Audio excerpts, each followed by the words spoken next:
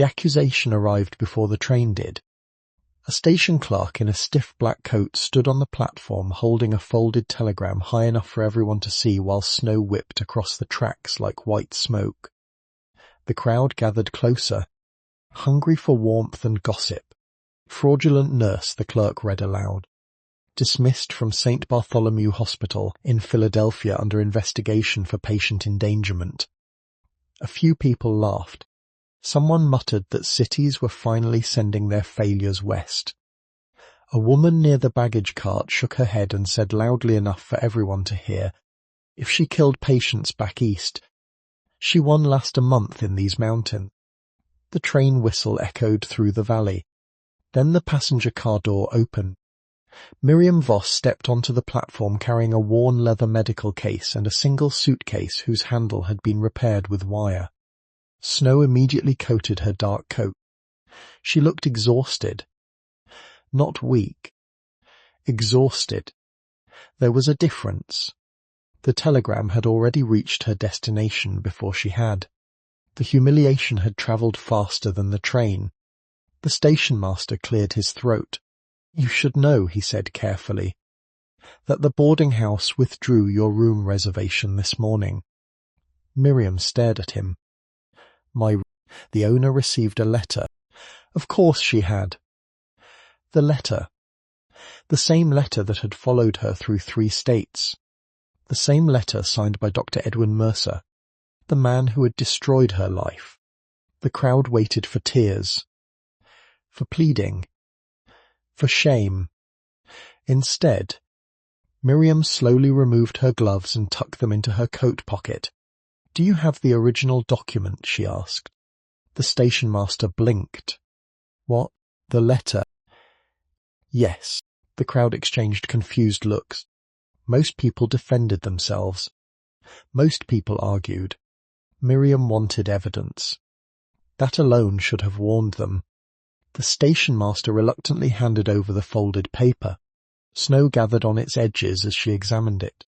Her eyes moved carefully across every line. Every signature. Every date. Then she frowned. Not with fear. With concentration. Something wasn't right. But before she could study it further, a violent gust of wind tore through the station. The paper ripped from her hands. The crowd gasped. The letter vanished into the blizzard. Miriam lunged after it. Her boots slipped on ice. She crashed against a baggage cart. The medical case flew from her hand and burst open. Bandages. Scissors. Glass bottles. Medical notes. Everything scattered across the frozen platform. Laughter erupted. One man actually applauded. Miriam knelt in the snow and began gathering her supplies with shaking fingers. No one helped. Not one person. Then a shadow stepped between her and the crowd. The laughter stopped. A tall man stood there wearing a heavy wool coat dusted with snow. His shoulders looked broad enough to block the wind itself. A rifle rested across his back. His beard carried traces of ice. His face showed the hard stillness of someone who spent more time with mountains than people. Holt Gideon. Most of the town recognized him immediately. The mountain man rarely came down from the high valleys. When he did, people noticed. He said nothing. He simply crouched and began picking up medical instruments from the snow. The station fell silent. Miriam looked up. "You don't have to do that." Morton. His voice was calm, deep, brief. He handed her a pair of forceps.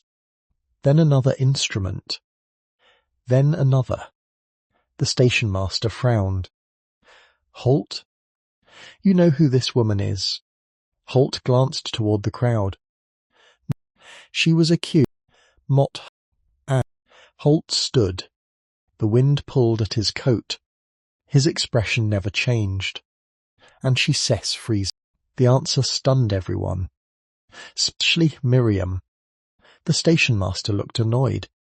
"She has nowhere to stay." Mott heard that part too. A few townspeople exchanged nervous glances. Nobody argued with Holt often. Not because he was violent. Because he was T. He simply refused to be pushed. There was something immovable about him. Like granite. The mountain man picked up Miriam's suitcase. Then he picked up the medical case. "What are you doing?" the station master asked. "Taking her home." The platform erupted. Questions. Protests. Warnings. Someone shouted that she was dangerous. Someone else claimed she might poison him. A rancher insisted Holt was making a mistake. Through all of it, Holt remained calm. Finally, he spoke. Just one sentence. "If you re so worried about her, one of you can offer her a room." Silence. Nobody moved. Nobody volunteered. Exactly as he expected. The mountain man nodded once. Miriam stared at him. The question escaped before she could stop it.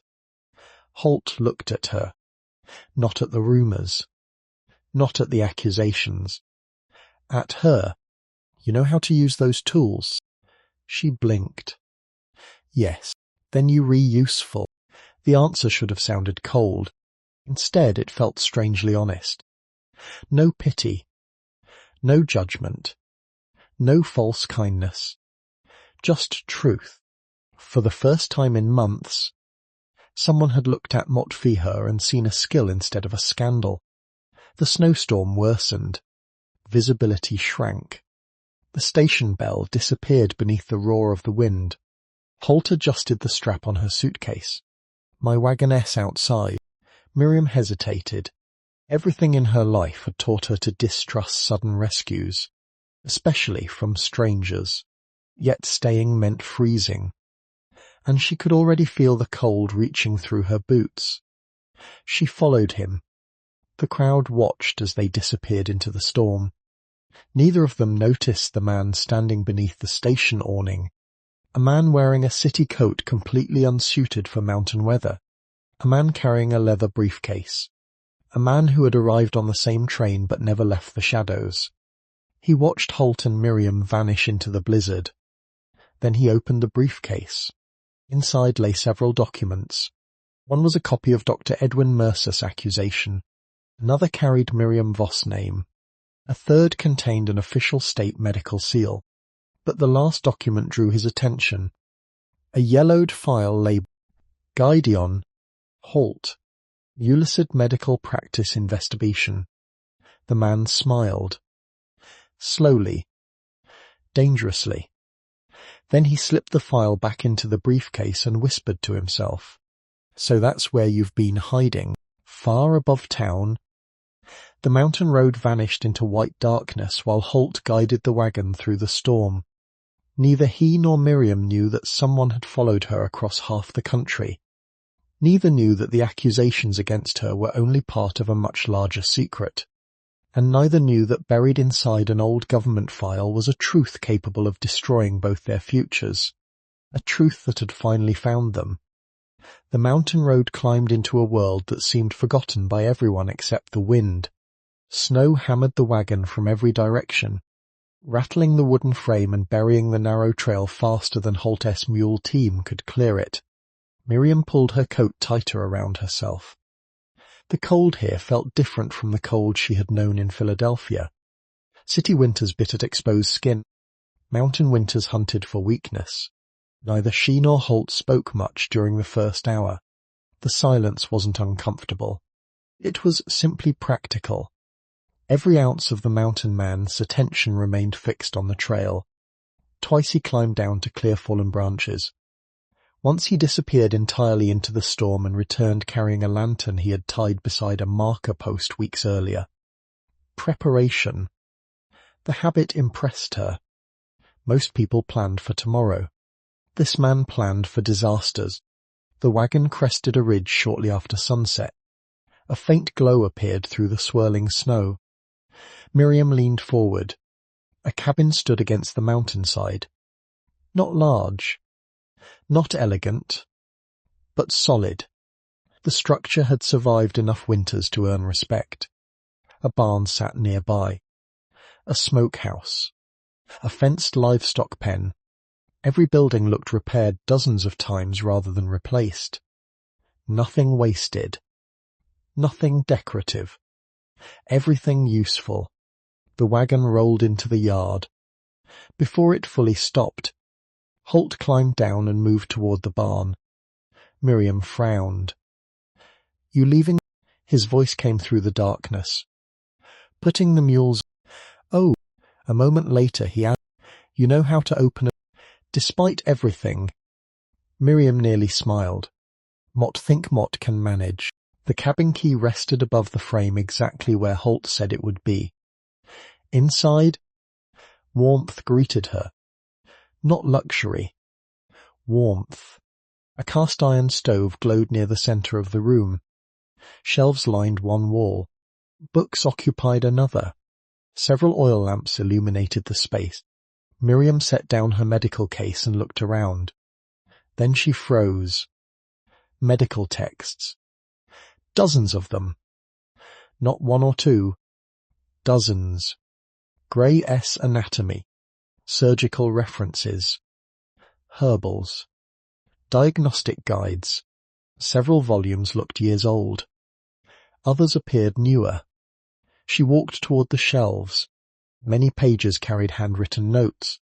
Detailed notes. Observations. Corrections. Questions. Someone had studied these books intensely. The front door opened. Snow followed Holt inside. He noticed where she was looking. Neither spoke for a moment. Finally Miriam held up one volume. "You read medicine?" Holt removed his gloves. She opened the book. Margin notes filled several pages. Not simple comments. Careful analyses. Alternative treatments. Case comparisons. Anatomical observations. The handwriting belonged to someone who understood what he was reading. "You studied more than some physicians I worked with." A faint shadow crossed his expression. Gone almost immediately. It matters if you re-treating people. Mott met no. The answer came too quickly. Too firmly. Miriam filed that away. Not because she intended to pry. Because experience had taught her that strong denials usually guarded painful truths. Holt moved toward a cupboard. She blinked. "What?" "Their soup." "Oh." He pointed toward a pot. And Mott already did. The lie was obvious. The second bowl sitting beside the stove gave him away immediately. Miriam said nothing. So did he. An unspoken agreement formed between them. Neither would embarrass the other. She ate while Holt repaired a broken harness strap near the fire. The cabin settled into quiet. Wind rattled the shutters. Logs cracked inside the stove. For the first time in months, Miriam felt something she hadn't expected to feel again. Safe. Not secure. Not comfortable. Safe. There was a difference. The feeling lasted less than an hour. A loud knock exploded against the door. 3 sharp strikes. Holt immediately stood. His expression hardened. The transformation happened so quickly it startled her. The quiet mountain man vanished. Something older emerged. Something watchful. He opened the door. A teenage boy stumbled inside. His face was pale. His clothes soaked with snow. The boy could barely catch his breath. "It's Eli Tanner." The name clearly meant something. Holt stepped forward. "What happened?" "Fell through ice." The boy swallowed hard. His leg. "How long ago?" "Maybe 40 minutes. Holt grabbed his coat.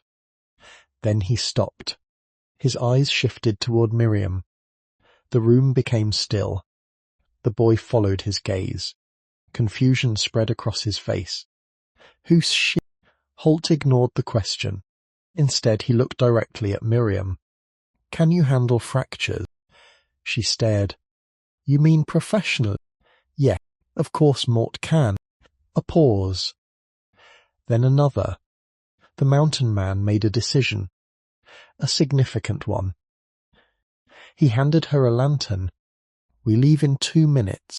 The ride to the Tanner homestead took nearly an hour. The storm fought them the entire way.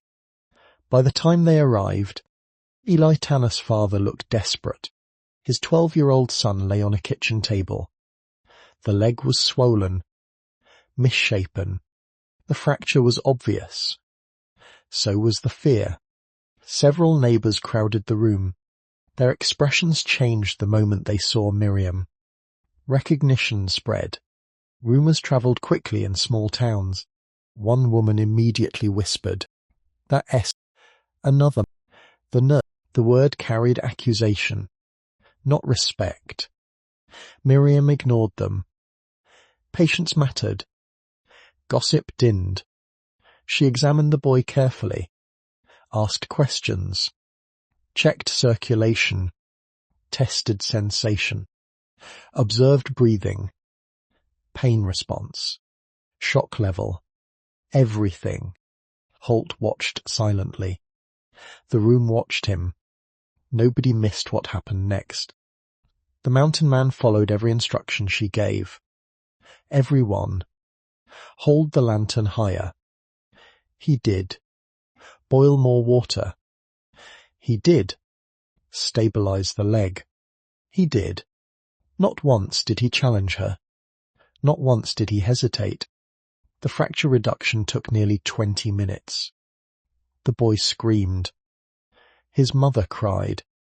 Several neighbors turned away, but Miriam remained calm, steady, focused. When it ended, the leg sat properly aligned, splinted, secured. The swelling would be monitored. The boy would recover. Relief swept through the room. His mother burst into tears. His father gripped the edge of the table. For the first time that night, people looked at Miriam differently. Not everyone, but some. It was enough. As they prepared to leave, an older rancher approached her, awkwardly, almost reluctantly. "My wife has a cough that won't go away." Miriam looked up. The man cleared his throat. Mott was one. He seemed embarrassed.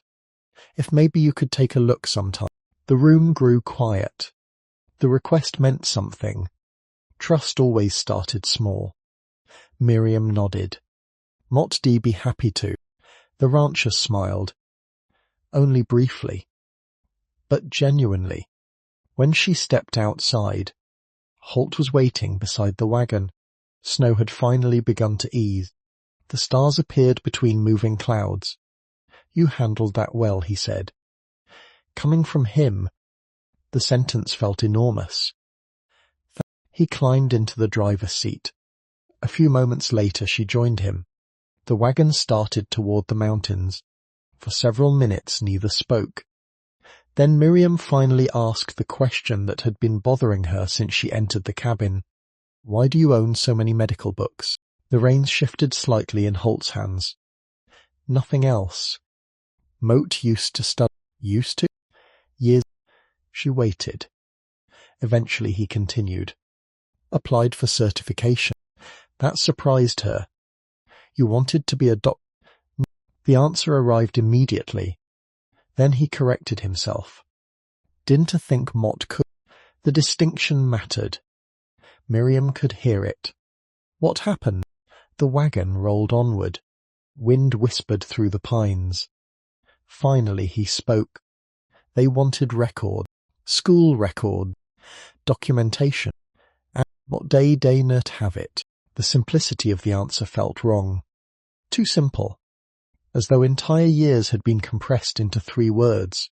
Miriam sensed the rest of the story hiding beneath the surface. A wound carefully covered. She let it remain covered. For now.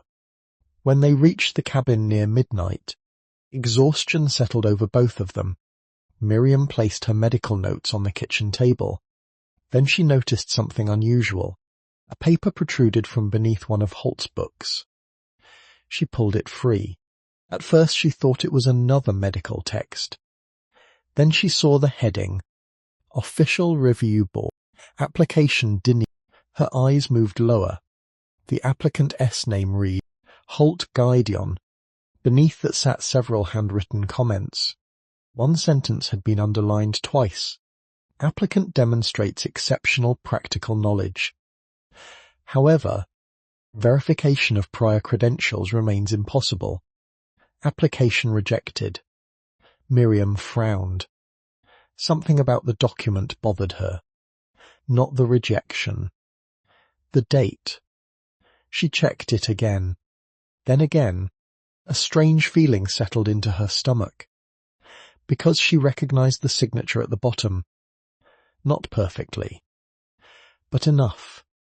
The man who had denied Holt Gideon's application years earlier had once worked alongside Dr. Edwin Mercer. And if she was right, the same name appeared on one of the forged records that had destroyed her own career. For the first time, two separate tragedies seemed connected. And somewhere far below the mountain, a man carrying a leather briefcase was already preparing to make sure neither Holt nor Miriam discovered why. Miriam slept lightly. Years of hospital work had trained her to wake at unusual sounds, and mountain life seemed determined to test that skill. Before dawn she opened her eyes to the distant howl of wind moving through the pines. The cabin remained dark except for faint embers glowing inside the stove. For a moment she forgot where she was. Then the scent of pine smoke returned her to reality. The mountain. The storm. Holt Gideon's cabin. The accusations. The strange connection between the denied medical application and the forged records that had ruined her career. She sat up slowly. The room assigned to her had once belonged to someone else. That much was obvious. Not from photographs. There were none. But from absence. A shelf stood empty where books had once rested. A nail remained in the wall where something had been removed. A faint rectangular mark suggested a picture frame had hung there for years. Loss lived quietly in the room. Someone had been erased. Not forgotten. Erased. Miriam dressed and stepped into the main cabin. The stove already burned. A kettle steamed. And Holt was gone. She noticed a folded note beside the coffee pot. The handwriting was short and direct. Feed chickens. Water pump froze. Axe behind shed. Back by noon. H.G. Miriam stared at the note. No instructions about staying inside. No warning not to touch things. No suspicion. Simply practical trust. She folded the paper and slipped it into her pocket. Outside, the morning air felt sharp enough to cut skin. The storm had passed. Sunlight glittered across untouched snowfields. For the first time she truly saw the valley. The mountains rose around the property like enormous stone walls. Beautiful. Isolated. Unforgiving. She fed the chickens. Broke ice from the water trough. Then spent nearly an hour helping thaw the frozen pump.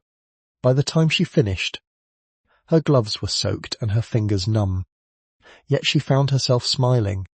Work made sense. Work had rules. Unlike rumours. Unlike politics. Unlike Philadelphia. The smile disappeared when she noticed movement on the road. A rider. Coming fast. Miriam straightened. The horse reached the yard minutes later. Its rider was a broad-shouldered rancher in his 50s. She recognized him immediately. The man whose wife suffered from the persistent cough. He removed his hat. Morning. Miss Voss. Morning. His expression carried concern. My wife got worse overnight. Miriam immediately stepped closer. How much worse? The rancher swallowed. And that changed everything. Miriam didn't waste time. How 45 minutes. Mortlugluunk need my medical case. The rancher hesitated, then looked around. Holt. No. The hesitation grew. Miriam understood it instantly. The man trusted her enough to ask for help, but not enough to carry her into his home without Holt present. The realization hurt more than she expected. Before either could speak again, another voice interrupted. Then she Luglunk ride with. Both turned. Holt was leading his horse into the yard. Snow dusted his shoulders. A freshly cut bundle of timber rested behind his saddle. The rancher relief was obvious. Within minutes they were riding toward the Tanner Ranch. The journey revealed another side of the mountain man. Holt knew every trail, every crossing, every dangerous slope. Twice he redirected them around hidden ice. Once he pointed toward distant cliffs. Don't go near those after sunset.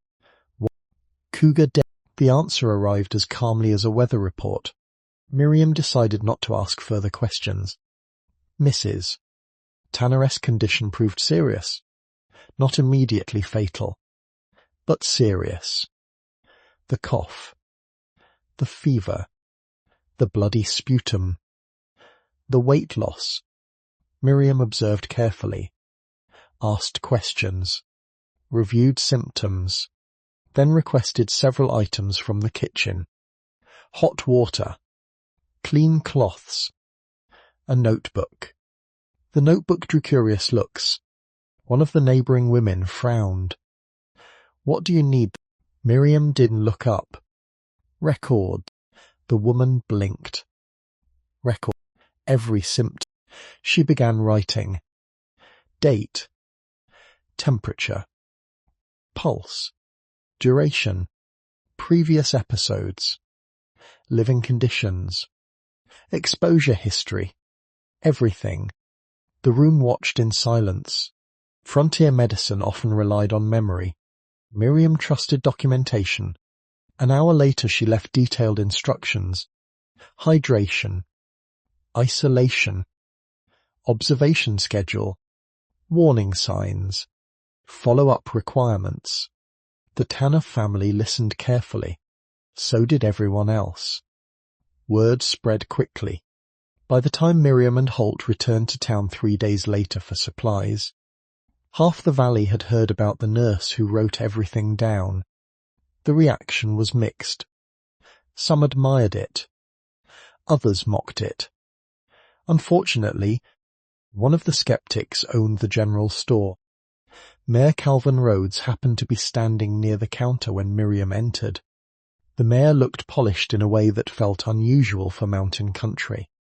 His coat was expensive, his boots spotless, his smile carefully practiced. He greeted Holt warmly. Then his eyes shifted toward Miriam. The warmth vanished. Subtly, but not completely. Enough for her to notice. So you re the woman everyone is talking about. Miriam met his gaze. Mot suppose mot am. The mayor folded his hands. Interest. The word carried no kindness. A small crowd gradually gathered nearby. The mayor noticed. Of course he did. Men like Calvin Rhodes always noticed audiences.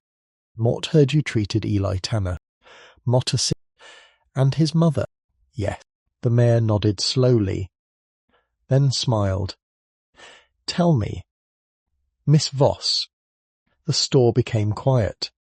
Have you informed anyone that your medical license was revoked? The room froze. Miriam felt every eye turn toward her. The mayor already knew the answer. This wasn't a question. It was a performance. She recognized the tactic immediately. Public humiliation disguised as civic concern.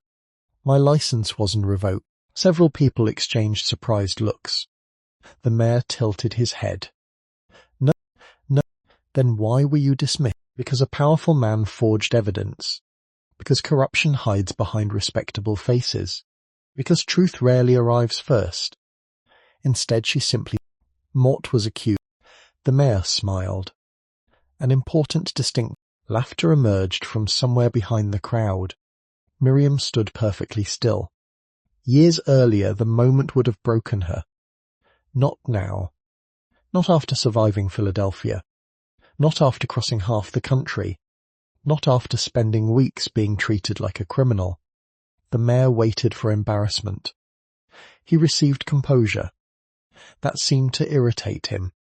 Before he could continue, Holt spoke.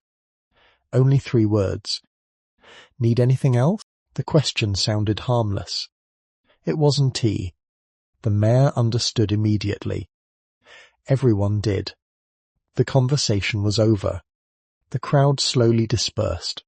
The mayor maintained his smile, but his eyes hardened. Good day. Holt. The response carried no warmth. As they left the store, Miriam finally exhaled. You don't like him. Holt loaded supplies into the wagon. No. He likes being important. That was all. Yet somehow it explained everything. The ride home passed quietly, until they reached the cabin. Then Holt noticed something unusual. The front gate stood open. His expression changed instantly. The wagon stopped. Neither spoke. The mountain man climbed down, moved toward the house, carefully, deliberately. Miriam followed. The front door remained closed. Nothing appeared disturbed, but Holt's gaze had already found the problem. Boot prints. Fresh. Not theirs. Someone had visited. Inside, the cabin looked normal at first glance. Then Miriam saw it. One of the medical books lay open on the floor. Another had been moved. A third sat upside down. Someone had searched the shelves. Not stolen from them. Searched them. The realization sent a chill through her. Holt examined the room methodically. Kitchen. Storage area. Bedrooms. Loft. Finally he returned carrying a single piece of paper. What is it? Miriam asked. His jaw tightened. The rejection file. Her stomach dropped. The document she had examined. The one connecting his past to hers. No. He handed her the paper. Someone had removed it. Read it. And returned it. But another item had been left behind. A folded card bearing an unfamiliar seal. Miriam opened it carefully. One sentence had been written across the front. No signature. No explanation. Just a warning. Stop digging into old records, or the next investigation won't end with paperwork. For several seconds neither spoke. The cabin felt colder than before, because the threat proved something important. Someone knew about her past. Someone knew about Holt's. And someone was afraid of what they might discover. The question was no longer whether the 2 stories were connected. The question was who had entered the cabin to make sure they never learned how. The warning remained on the table long after sunset. Neither Miriam nor Holt touched it again. Yet its presence seemed to fill the entire cabin. The small card lay beside the stove, illuminated by firelight, carrying more weight than a stack of legal documents. Someone had entered the mountain. Someone had searched Holt's book. Someone knew enough to connect their pasts. And someone was worried. That last detail bothered Miriam more than the threat itself. People only threatened what they feared. The question was why. Outside, darkness swallowed the valley. Inside, Holt sharpened an axe blade with slow, deliberate strokes. The sound of steel against stone echoed through the room. Steady. Measured. Controlled. Miriam sat at the table reviewing her medical notes. But she was tea-reading. She was thinking. The rejected application. The forged accusations. The identical signature. The hidden visitor. Pieces of a puzzle that should never have existed together. Finally she broke the silence. How many people knew about your application? The sharpening stone paused. A few names. Holt resumed working. Board member. Anyone else? A long pause. One doctor. Miriam looked up. What doctor? The axe stopped moving. For the first time since she had met him, genuine discomfort crossed his face. Dr. Samuel Ritter. The name hit her immediately. Not because she knew him personally. Because she knew of him. He worked in Philadelphia. Holt nodded. Years earlier, Samuel Ritter had been a respected physician involved in certification reviews throughout several states, including Pennsylvania, including Colorado Territory, including nearly every medical board whose records Miriam had examined after her dismissal. The coincidence felt impossible. She leaned forward. Did he reject your application? No. Then what? The mountain man stared into the fire. For several moments Miriam thought he might refuse to answer. Instead he surprised her. He tried to... The confession sounded painful, as though speaking it required effort. Mott don't understand. Neither did Holt. Not completely. Not even now. He set down the axe. Then finally told her. 20 years earlier he had worked as an assistant to a physician travelling through remote mining settlements. The doctor had been brilliant, dedicated, demanding. Holt learned everything he could. Medicine, diagnosis, surgery, emergency treatment. For 6 years he followed the man across mountains and territories. Then the physician died unexpectedly during a fever outbreak. The official records disappeared. The licenses vanished. The training could not be verified.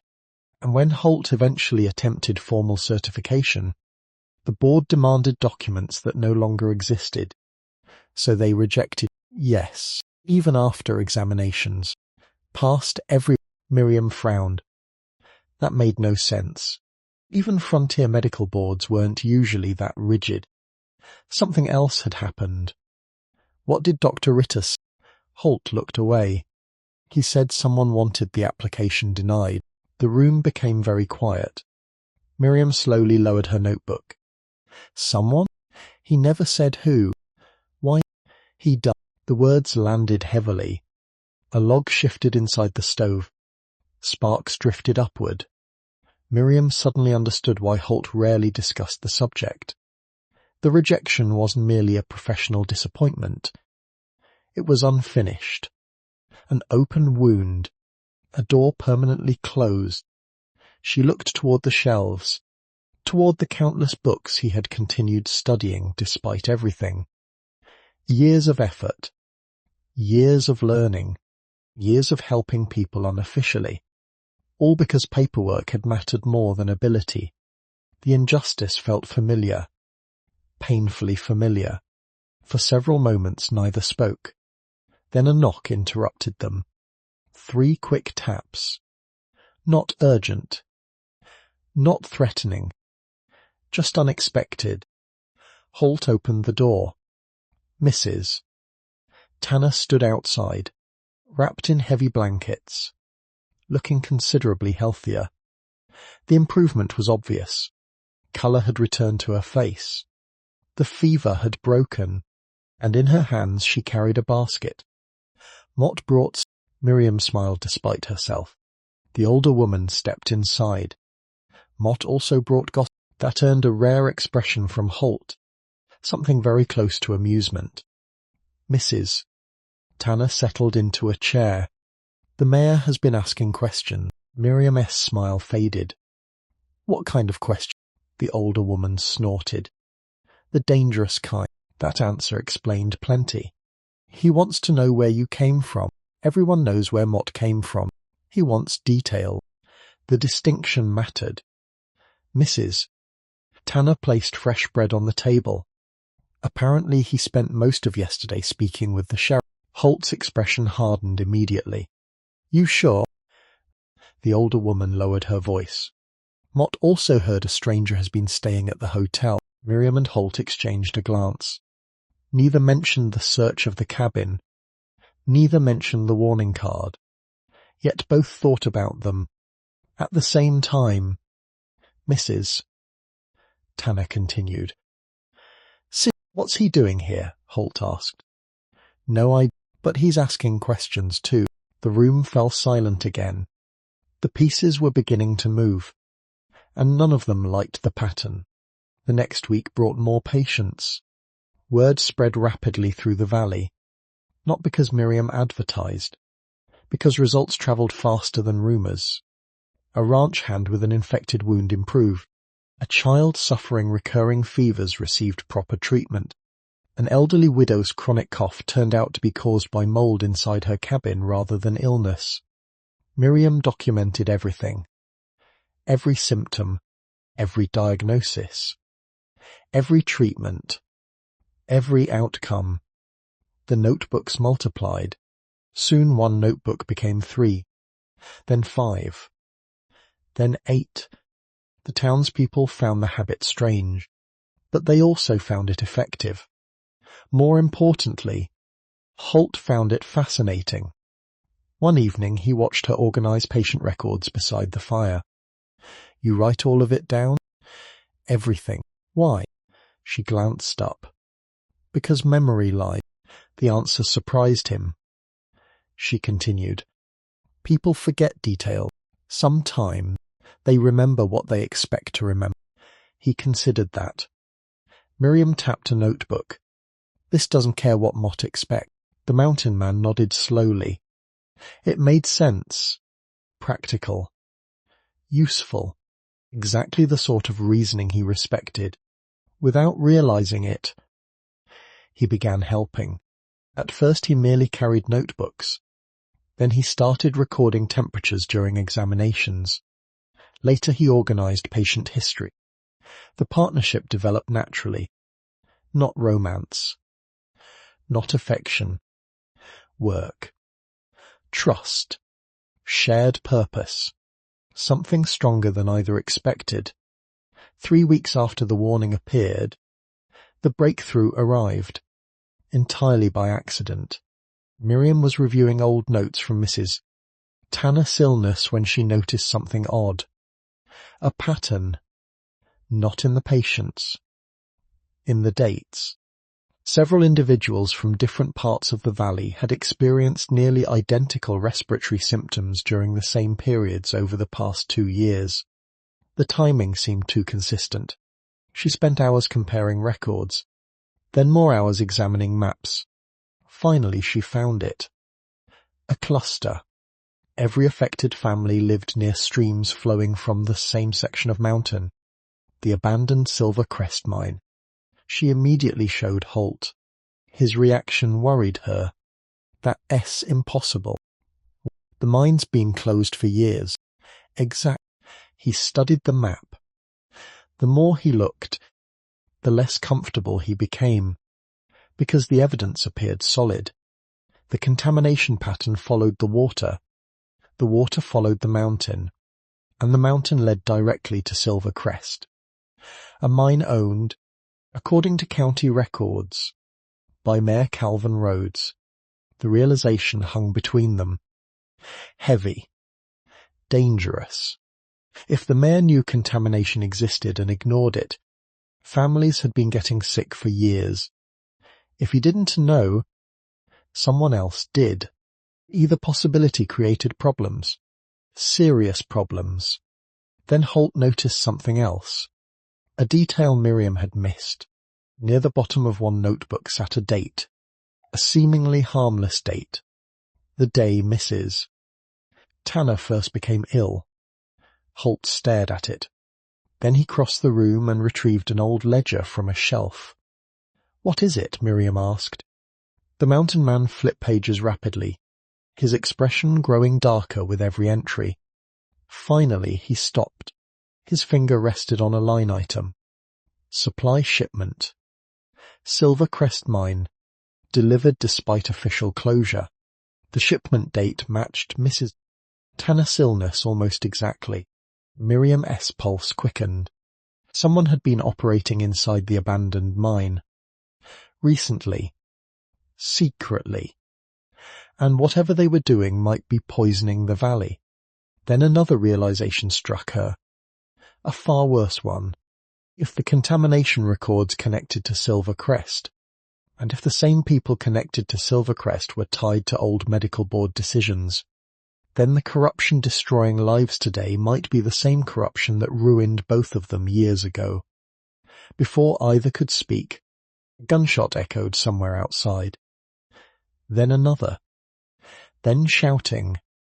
Holt was already moving toward the door. A terrified voice carried across the darkness. "Holt!" The man sounded desperate, panicked, afraid. "Holt? Get down here." The mountain man stepped onto the porch. "What happened?" The answer came through ragged breaths. It essed the mind. A pause. Then words that made both Miriam and Holt go completely still. "We found a body." The ride to Silvercrest Mine took less than 20 minutes. It felt much longer. The man who had brought the news barely slowed his horse as he led them through the darkness. His name was Walter Briggs, one of the valley's trappers. Normally calm, normally steady. Tonight he looked shaken, deeply shaken. The moon hung behind thin clouds, painting the mountains in silver and shadow. Pine trees crowded the narrow trail. Branches scraped against coats and saddlebags. No one spoke much. The urgency left little room for conversation. Miriam rode beside Holt. She could feel tension building in him. Not fear. Something harder. The instinct of a man preparing for trouble. The abandoned mine sat on a rocky slope overlooking a frozen creek. Or at least it was supposed to be abandoned.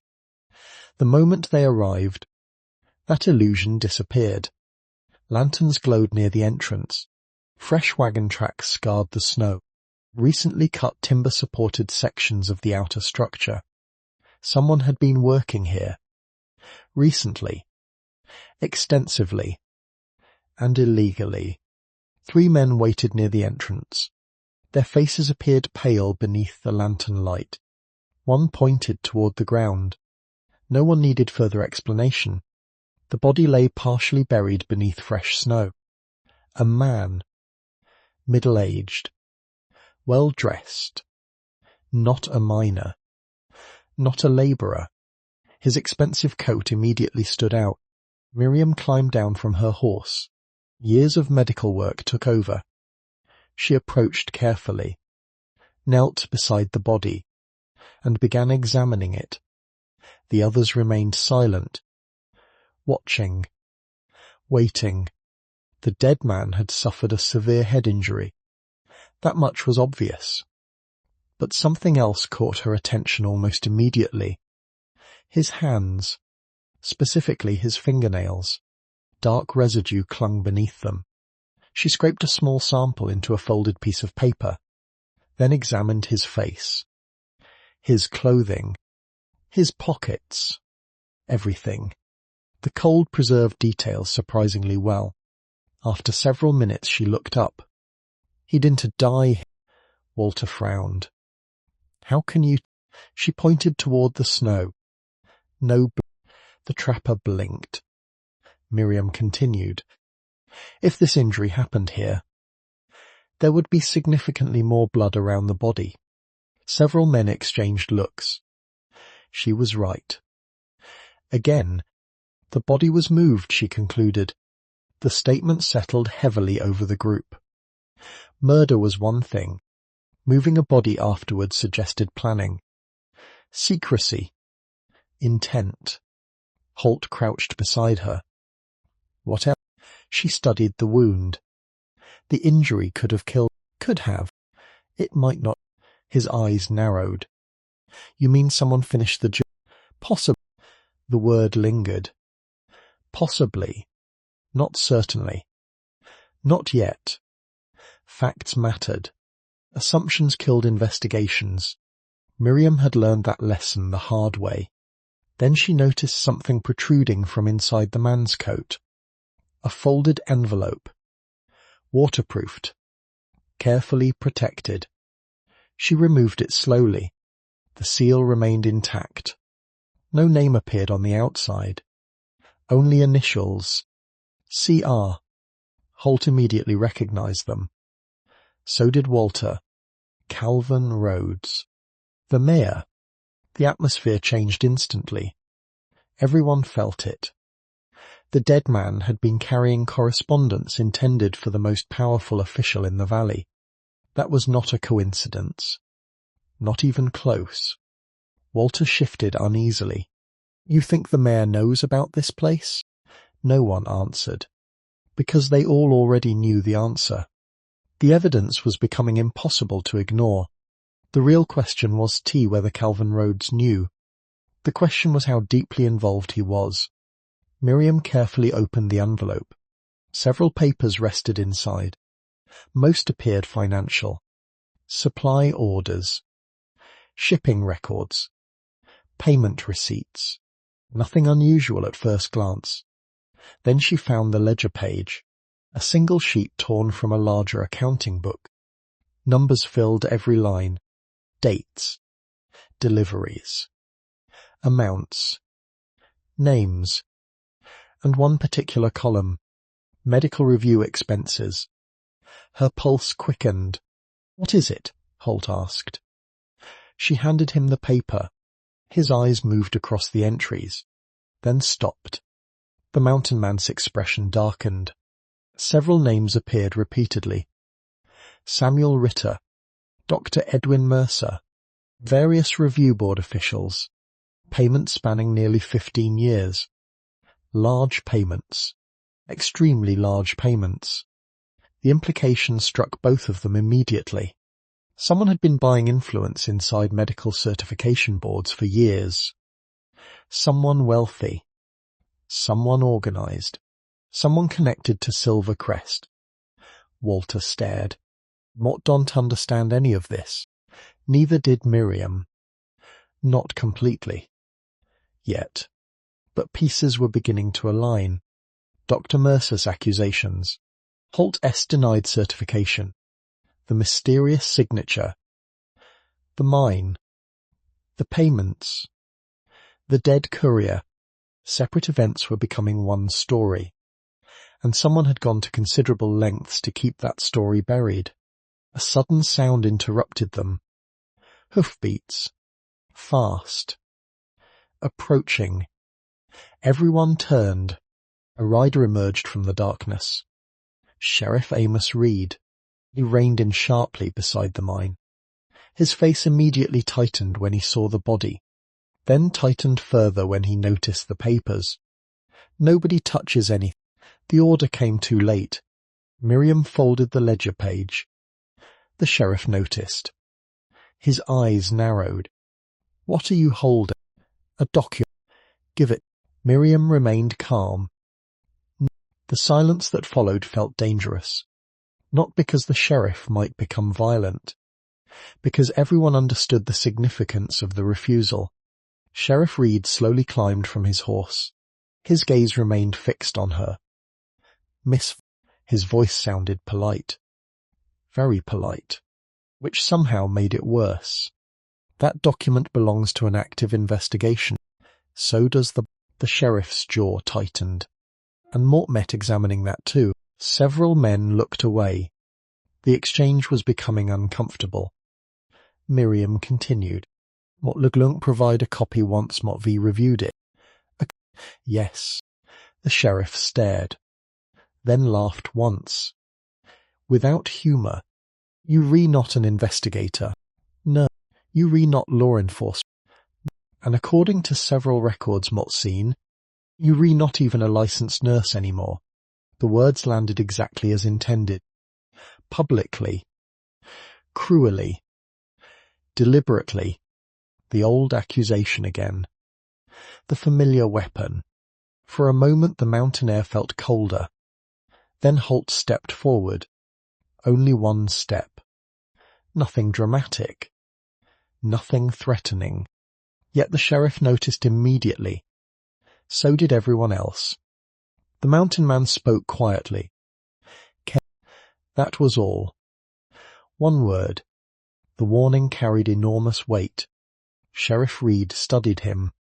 The two men held each other gaze. Finally the sheriff looked away. The confrontation ended. For now. The body was transported to town before sunrise. The official investigation began the following morning. By noon, rumours consumed the valley. Murder, secret mining operations, corruption, illegal shipments. Everyone had a theory. Most were wrong. Meanwhile, Miriam locked herself inside the cabin with her notebooks and the ledger page. She reviewed every number, every payment, every date. Hours passed. Then she found it. A discrepancy. Tiny. Almost invisible. One payment had been recorded twice. Same amount. Same recipient. Same day. Yet two different signatures appeared beside it. That should have been impossible, unless one signature had been forged. Her pulse accelerated. She compared the handwriting carefully, then compared it again. The second signature looked familiar, painfully familiar, because she had seen it before, on the fabricated report that destroyed her career. The same handwriting, the same slant, the same unusual formation of capital letters. For years she had assumed Dr. Mercer forged the documents himself. Now she wasn't so sure. Someone else had written them. Someone connected to Silver Crest. Someone connected to medical board payments. Someone skilled enough to imitate official records. The realization changed everything, because it suggested a larger conspiracy than she had imagined. Not one corrupt doctor. Not one dishonest official. An entire network. And if that network still existed, they were already in danger.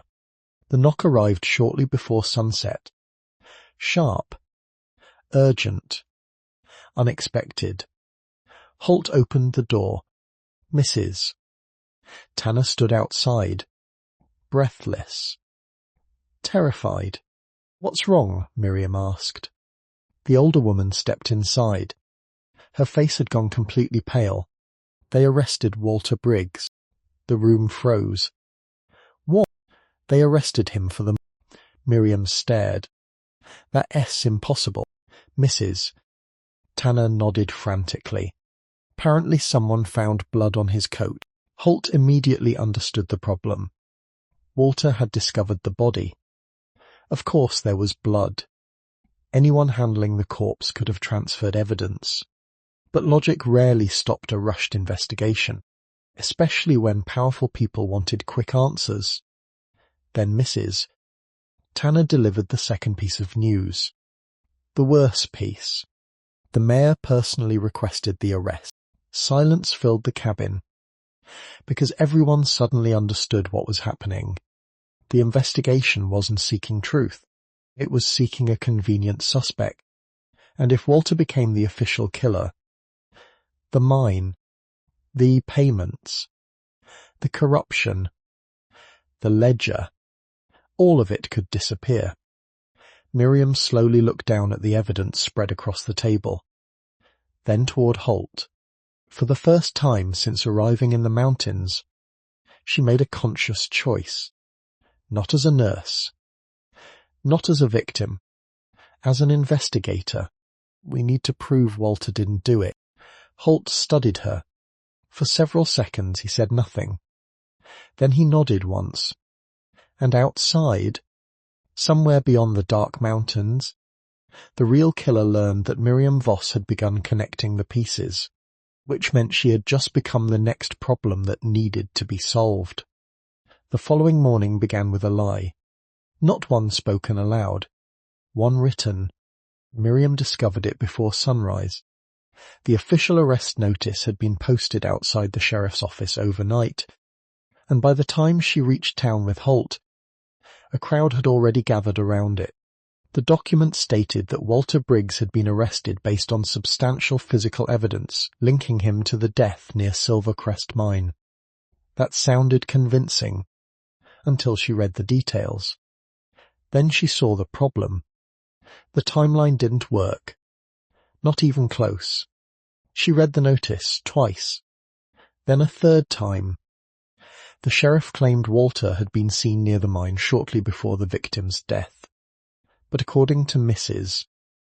Tanner S. family, Walter had been helping repair a damaged livestock enclosure nearly 10 miles away during the same period. At least 6 people could verify it. The arrest wasn't built on evidence. It was built on convenience. The realization filled her vekepte hart anger. Not hot anger. Cold anger. The dangerous kind. The kind that remained focused. The kind that took notes. By noon she had already begun collecting statements. One rancher. Then another. Then 2 labourers. Every account placed Walter somewhere other than Silver Crest during the estimated time of death. The facts were becoming clear.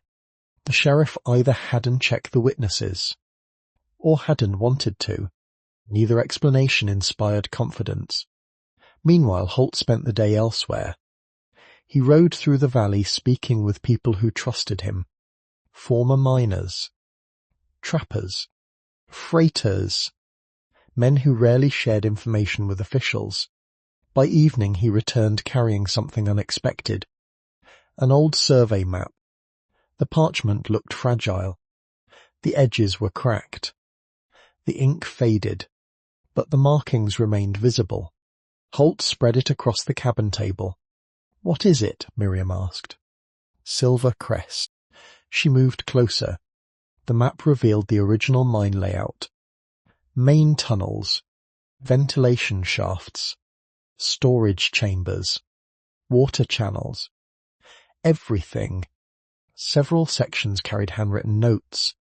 Most appeared ordinary, until Miriam noticed one particular area.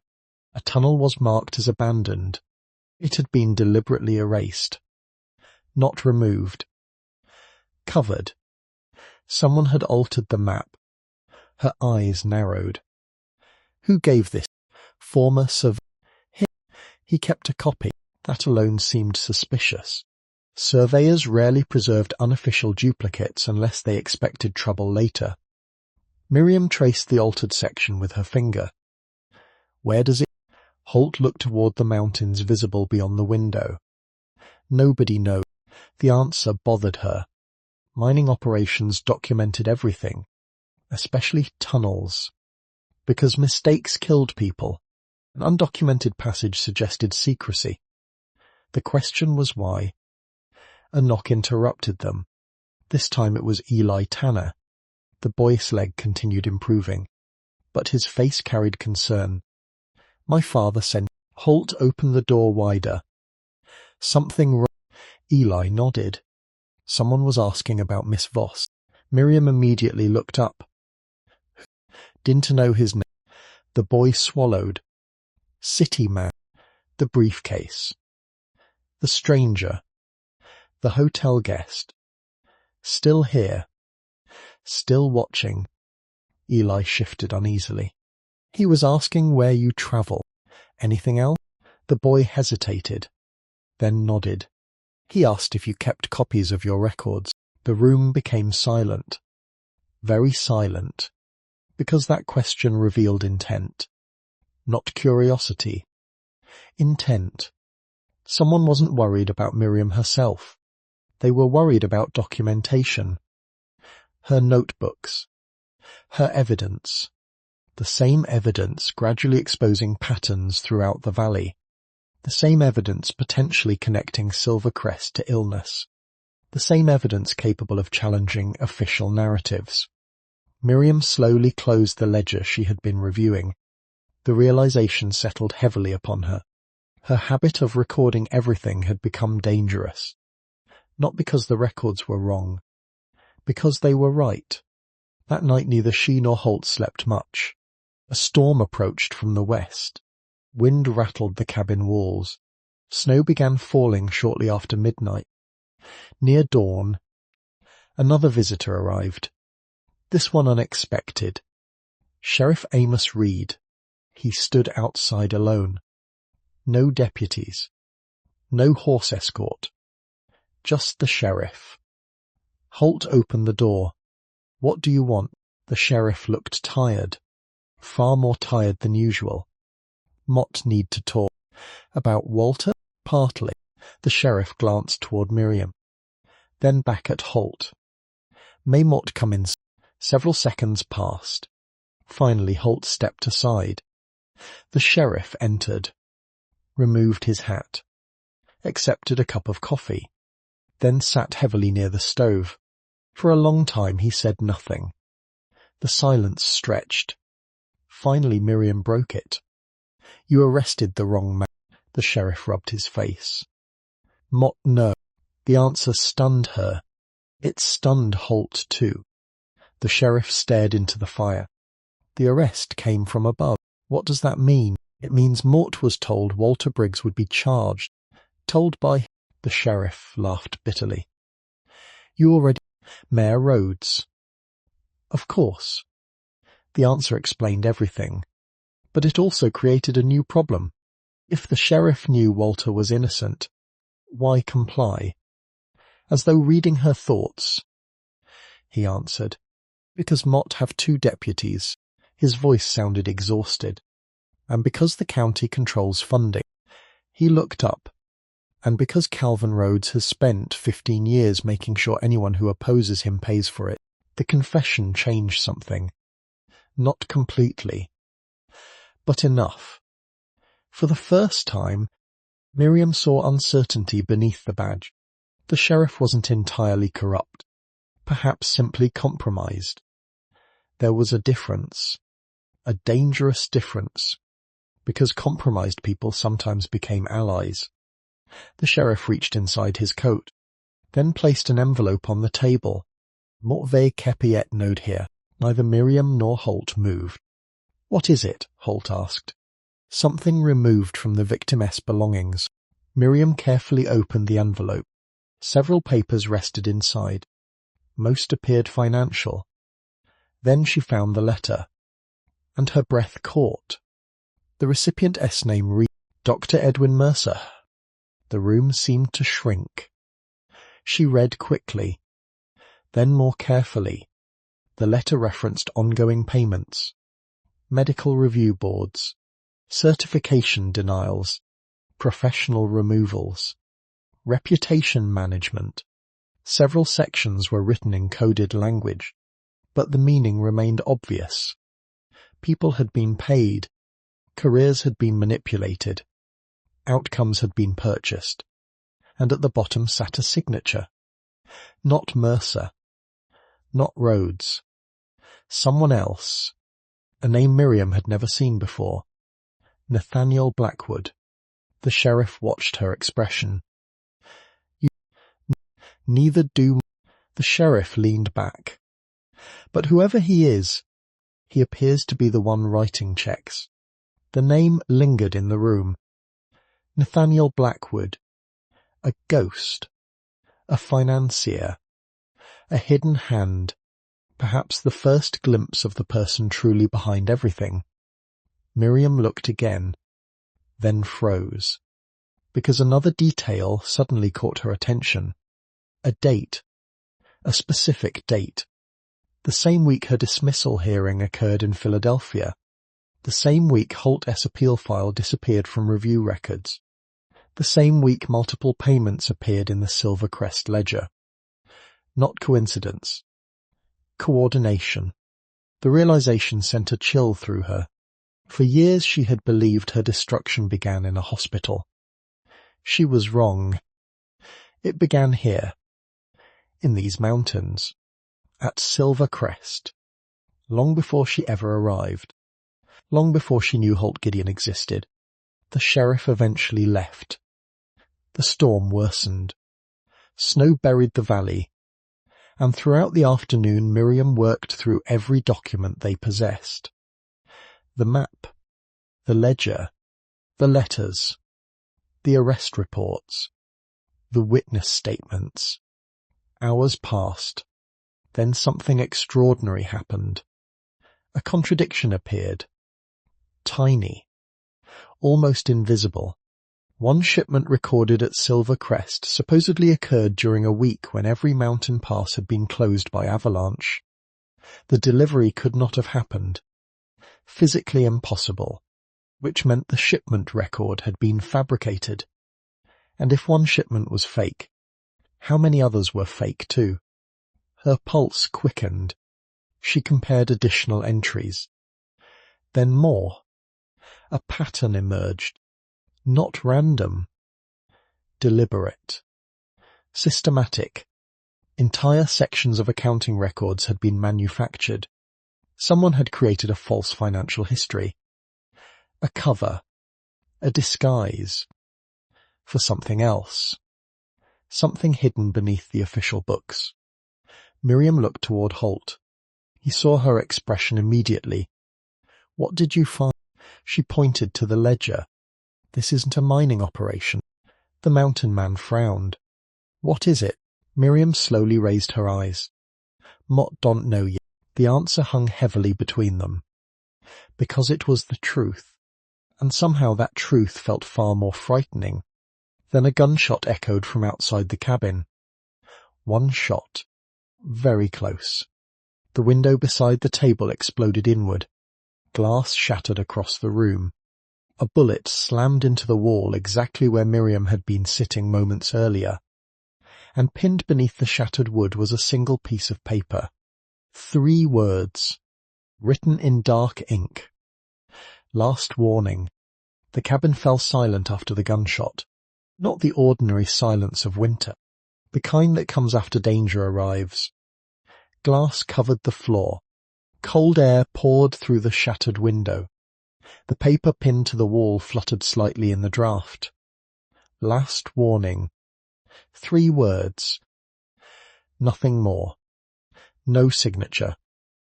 No explanation. No mistake about the message.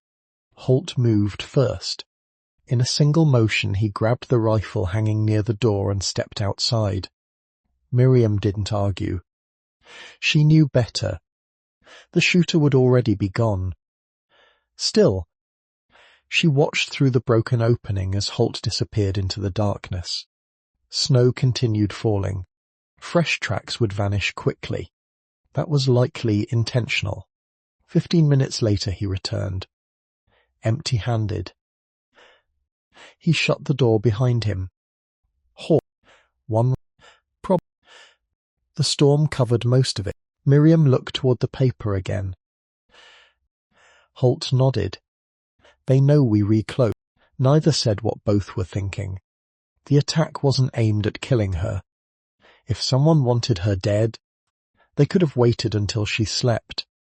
The bullet had struck exactly where she had been sitting. A warning shot. A calculated one. The shooter wanted fear.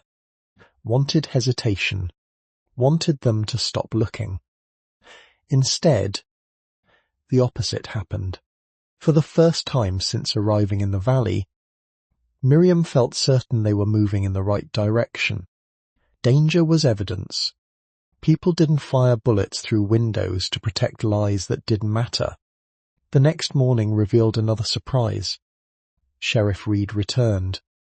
This time he brought Walter Briggs. The trapper looked exhausted, unshaven, angry, and free. What happened? Miriam asked. The sheriff removed his hat. The witnesses happened. Walter snorted. Took them long. Apparently 6 separate ranchers had provided statements placing Walter miles away from Silver Crest during the estimated time of death. Even Mayor Rhodes couldn't ignore that forever. The official charges had been suspended. Not dismissed. Suspended. A distinction that bothered Miriam immediately. Walter noticed. You rethinking the same thing, aren't you? She nodded. They don't want to clear. They want time. The trapper's smile carried no humour. Exactly. Someone still needed a killer. Someone still needed the investigation contained. Walter sat heavily beside the stove. Then he reached into his coat. Mort brought something. A folded piece of paper emerged. Old. Weathered. Partially torn. Holt immediately recognized it. "Where'd you get that?"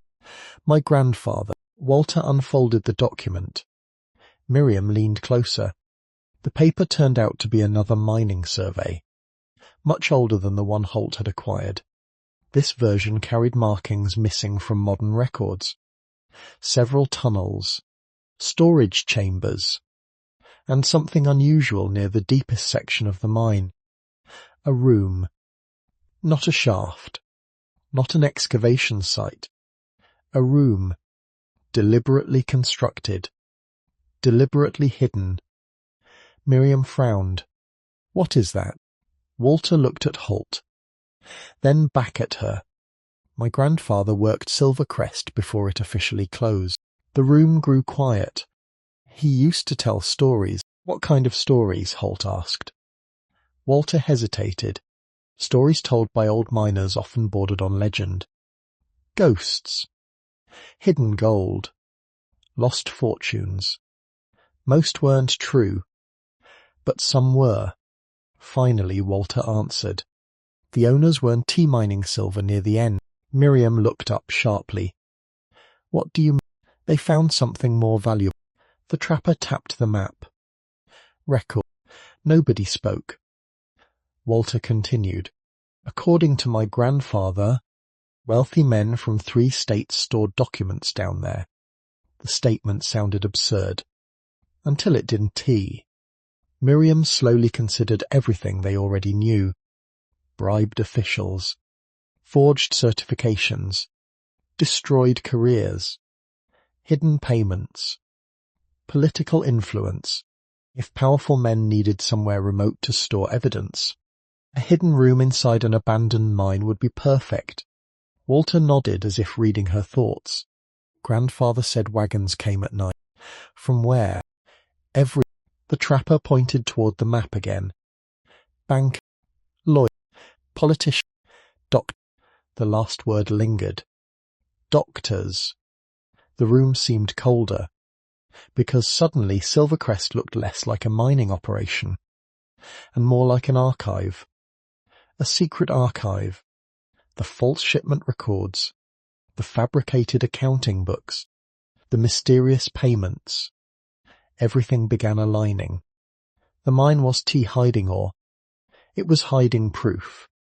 Hours later, after Walter left, Miriam and Holt sat studying the maps together. The storm had passed. Sunlight reflected across snow-covered mountains. The valley looked peaceful. Deceptively peaceful. Miriam compared the survey documents side by side, then noticed something unusual. The hidden room was connected to the main tunnel network, at least not directly. Access appeared possible only through a secondary shaft listed as collapsed. He looked up. "What?" She pointed. "This entrance." His eyes followed her finger. A moment later his expression changed. "You think it's still?" He leaned closer. Neither spoke for several seconds. Then both reached the same conclusion. At the same time, they needed to see the room. The journey began before dawn the following day. Only the two of them. No sheriff. No witnesses. No announcements. The fewer people who knew, the better. Snow crunched beneath their boots as they climbed towards Silvercrest. The mine entrance stood silent beneath pale morning light. Dark. Empty. Waiting. Holt carried lanterns. Rope. Tools. Miriam carried notebooks. Medical supplies. And copies of every important document.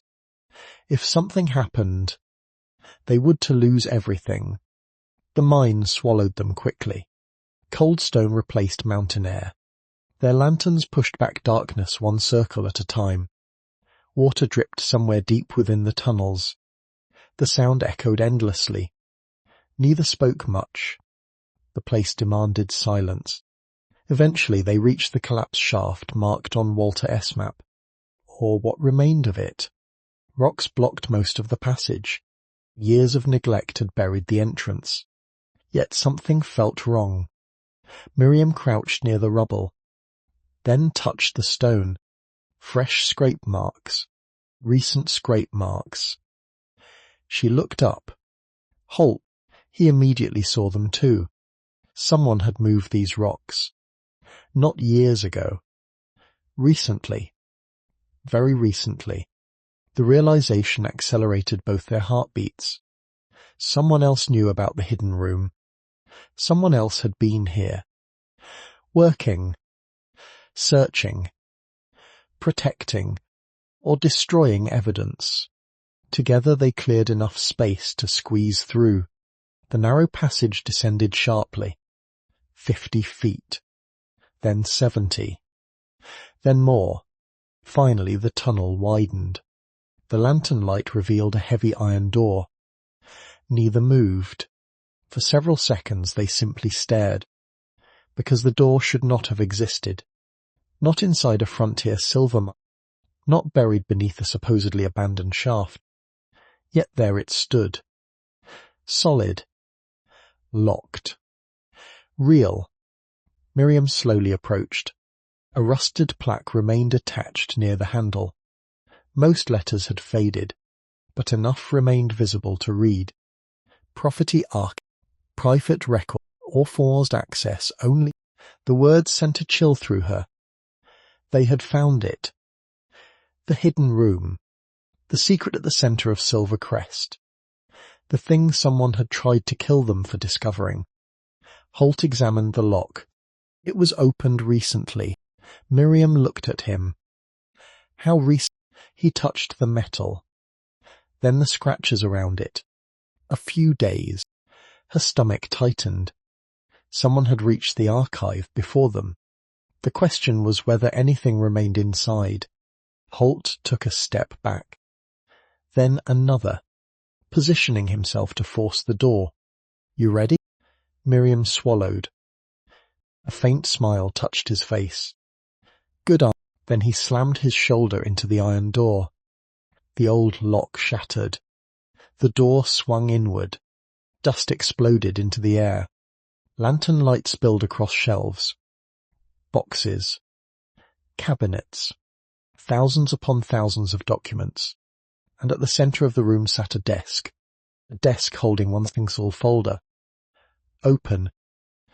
Waiting. As though someone had intentionally left it behind. Miriam approached carefully. Then froze. Because written across the front page was her name. Not recently. Not after Philadelphia. Years before she had ever met Dr. Mercer. Years before the accusations. Years before everything. And beneath her name appeared another. Holt Gideon. Side by side. Connected in the same file. Long before either knew the other existed. For several seconds neither of them moved. The underground archive stretched far beyond the reach of their lanterns. Shelves disappeared into darkness. Rows upon rows of boxes filled the chamber. Decades of records. Maybe more. Yet Miriam saw only one thing. The folder on the desk. Her name. Holt S. name. Together. Impossible. She stepped forward slowly. The paper looked old. Much older than she expected.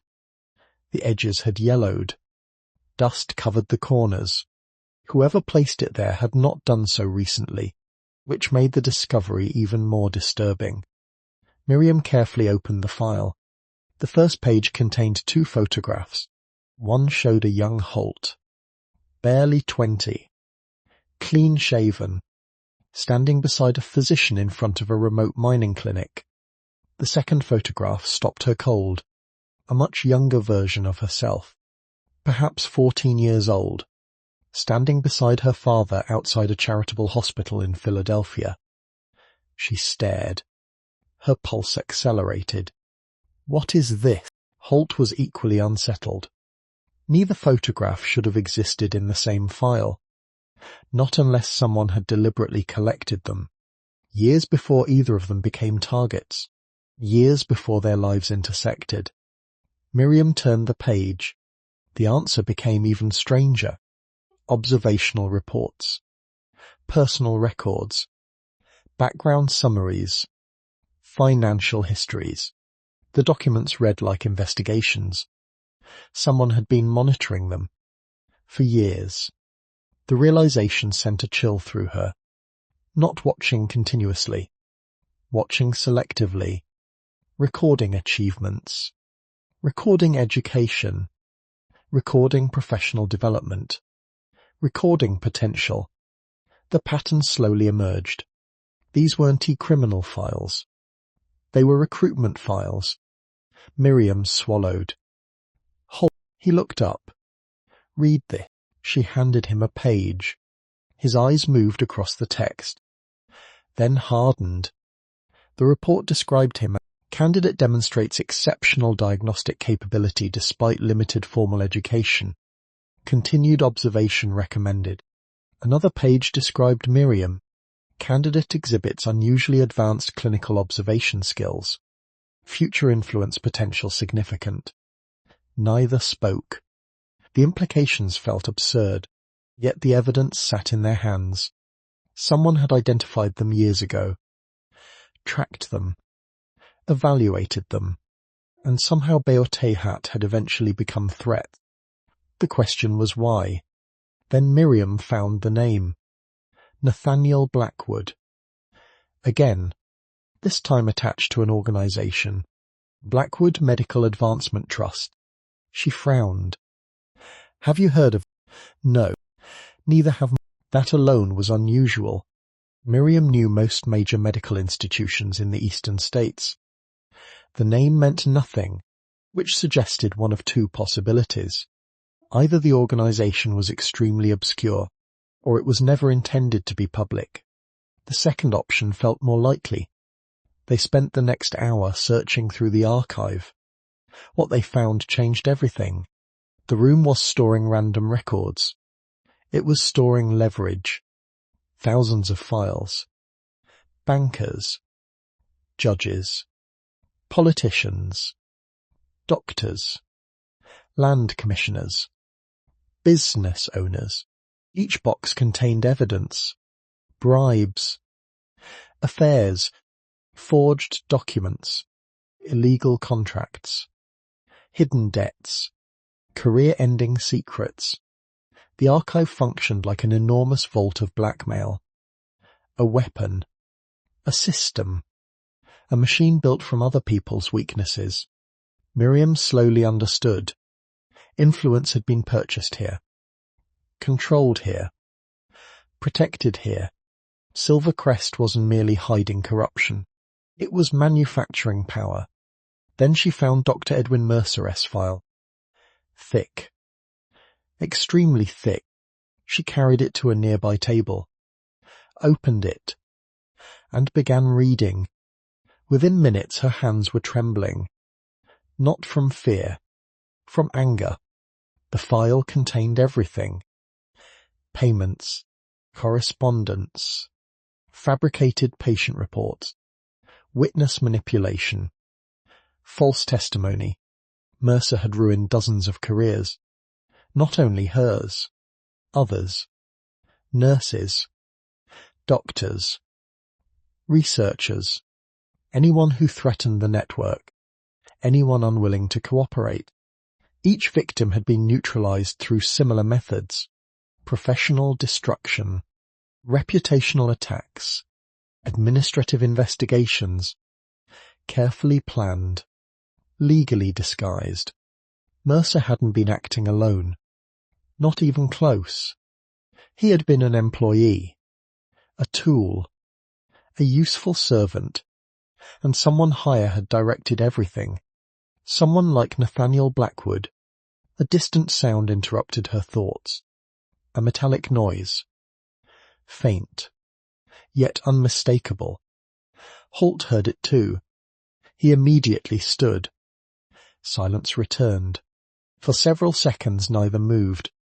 Then the sound came again. Closer. Boots. Inside the mine. Their eyes met. Someone else was here. The realization struck instantly. The archive had been discovered, or perhaps they had been followed. Either possibility was bad. Holt extinguished one lantern immediately. The room darkened. The footsteps continued. Slow. Careful.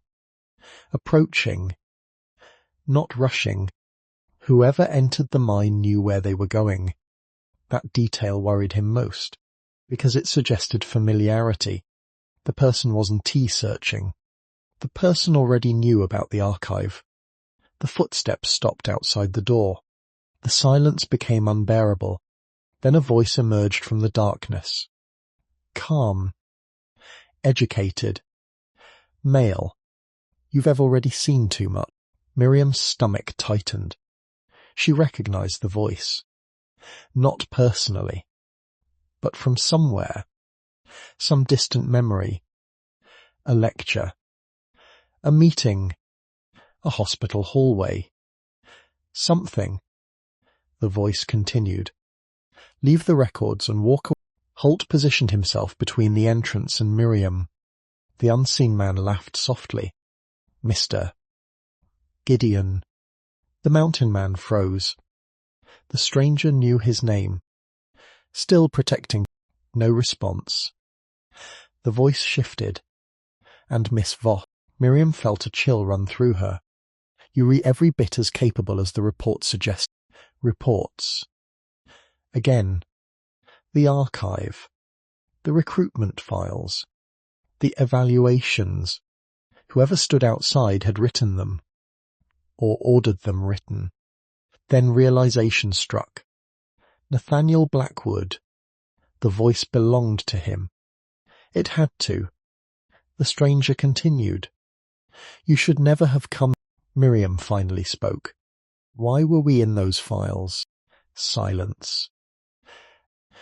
Because you... The answer infuriated her. What does that mean? It means talent attracts attention. The footsteps resumed. One step closer. You both possessed something valuable. The response came immediately.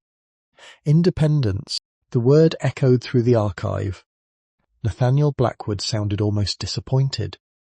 As it turns out, independent people are difficult to control. Miriam gripped the edge of the table. Years of pain.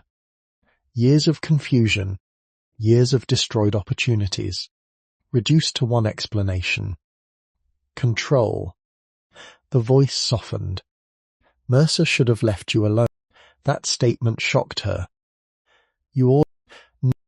Then who... A pause. Longer this time. When Blackwood finally answered, his voice sounded different. Less confident. More cautious. Someone above me. The room froze. Even Holt's expression changed. Someone above him. Impossible. Everything they had uncovered pointed toward Nathaniel Blackwood as the architect. The hidden financier. The organizer. The man controlling the network. Yet he sounded sincere. And suddenly Miriam realized something terrifying. They had been hunting the wrong final target. Blackwood wasn't the top. He was management. A powerful manager. But still an employee. The true architect remained hidden. The realization changed everything. Then gunfire erupted. Not from Holt. Not from Blackwood. From somewhere else. Several shots echoed through the mine. The stranger outside cursed. Second later more gunfire followed. Closer. Chaotic. Unexpected. Someone else had arrived. And whoever they were shooting at Nathaniel Blackwood. The archive exploded into confusion. Voices shouted. Boots pounded against stone. A lantern shattered somewhere beyond the doorway. Darkness swallowed sections of the tunnel. Holt immediately grabbed Miriam's arm. We leave. Now. For once she didn't argue. The situation had become unpredictable, and unpredictable situations killed people. They rushed through the archive entrance, past overturned shelves, past scattered documents, past blood-staining stone, yet Blackwood was nowhere visible. Neither were the attackers. Only signs of violence remained. The mine echoed with distant shouting. Then a sudden collapse shook the tunnel. Dust exploded from the ceiling. Rocks crashed somewhere deeper underground. The entire mountain groaned. Halt! The mine was failing. Whether intentionally or accidentally no longer mattered. Survival came first. They ran. The narrow passage seemed twice as long as before. Stone cracked overhead. Support beams splintered. The hidden archive was dying, taking its secrets with it. Halfway to the surface, Miriam heard something. A voice. Weak. In pain. Calling for help. She stopped. He turned. The voice came again, from a side passage. Barely audible. Someone was trapped. The mountain man looked toward the collapsing tunnel, then toward the sound. The decision should have been simple. Run. Survive. Yet neither moved. Because despite everything, they both knew exactly what the other was thinking. And in that moment Holt realized something important. Miriam Voss would risk her life for a stranger. Even now. Even here. Even after everything. The realization struck him harder than expected. Then the voice cried out again, and together they turned toward the darkness. Toward the trapped survivor. Toward whatever waited inside the collapsing mine. The mine groaned around them. Stone cracked overhead. Dust poured through the air. Every instinct screamed at them to run. Instead, they turned toward the voice. The cry came again, weaker this time, desperate. Help. Miriam grabbed a lantern from the ground and moved into the side tunnel. Holt followed immediately. The passage narrowed sharply. Broken support beams littered the floor. Fresh rockfall blocked sections of the route. The trapped person could be far. The voice sounded too close. Then Miriam saw a hand. A human hand protruding from beneath collapsed timber. Then they rushed forward. The victim was pinned beneath a fallen support beam. A man. Middle-aged. Blood covered one side of his face. His left leg disappeared beneath a pile of stone. The moment Miriam recognized him, she stopped. So did Holt. Sheriff Amos Reed. For a second, none of them spoke. The sheriff looked barely conscious. His eyes struggled to focus. What happened? The sheriff coughed. Blood touched his lips. The mountain shook again. A support beam cracked somewhere behind them. Holt immediately knelt beside the rubble. We move him. Together they began lifting debris. The sheriff grimaced through clenched teeth. Pain radiated across his face. The trapped leg looked bad. Very bad. Miriam's stomach tightened. A fracture. Possibly multiple fractures. Maybe worse. The mountain gave them no time for careful examination. Stone shifted overhead. Dust thickened. The mine was dying around them. Holt managed to free the sheriff's upper body. Then another section collapsed. A massive rock slammed onto the tunnel floor only yards away. The impact echoed like thunder. The warning was obvious. Leave now. Or die here. The sheriff looked toward the exit. Then back at Miriam. His voice barely rose above a whisper. What about him? He wasn't supposed to die. Miriam froze. What? The sheriff struggled for breath. Someone hired men to kill him. The statement hit like a hammer. Everything changed. Nathaniel Blackwood wasn't cleaning up loose ends. He was one of them. One of the targets. Another collapse interrupted further explanation. Holt finally freed the sheriff's leg. The injury looked ugly, twisted, swollen, but attached, alive. The mountain man hauled him upward. The journey out became a race. 1 lantern. 3 injured people. A collapsing mine. The tunnel seemed endless. Twice falling debris nearly blocked their path. Once a support beam shattered directly behind them. The sound followed them all the way toward daylight. When they finally burst from the entrance, the entire mountainside shook. A tremendous roar erupted behind them. Then the hidden shaft collapsed completely. Stone. Snow. Timber. Everything. The archive disappeared beneath thousands of tons of debris. Gone. At least physically. Miriam stared. Years of secrets. Evidence. Records. Destroyed in seconds. Or so it appeared, because tucked beneath her coat remained copies. Notes. Names. Ledger entries. Enough to continue. Enough to fight. The mountain had buried the archive. Not the truth. The sheriff lost consciousness before they reached the cabin. For the next 12 hours Miriam worked almost without rest. The leg fracture required stabilization. Several deep cuts needed stitching. Internal injuries worried her more.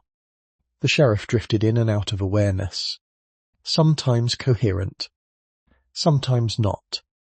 Holt assisted quietly, handing instruments, boiling water, changing dressings.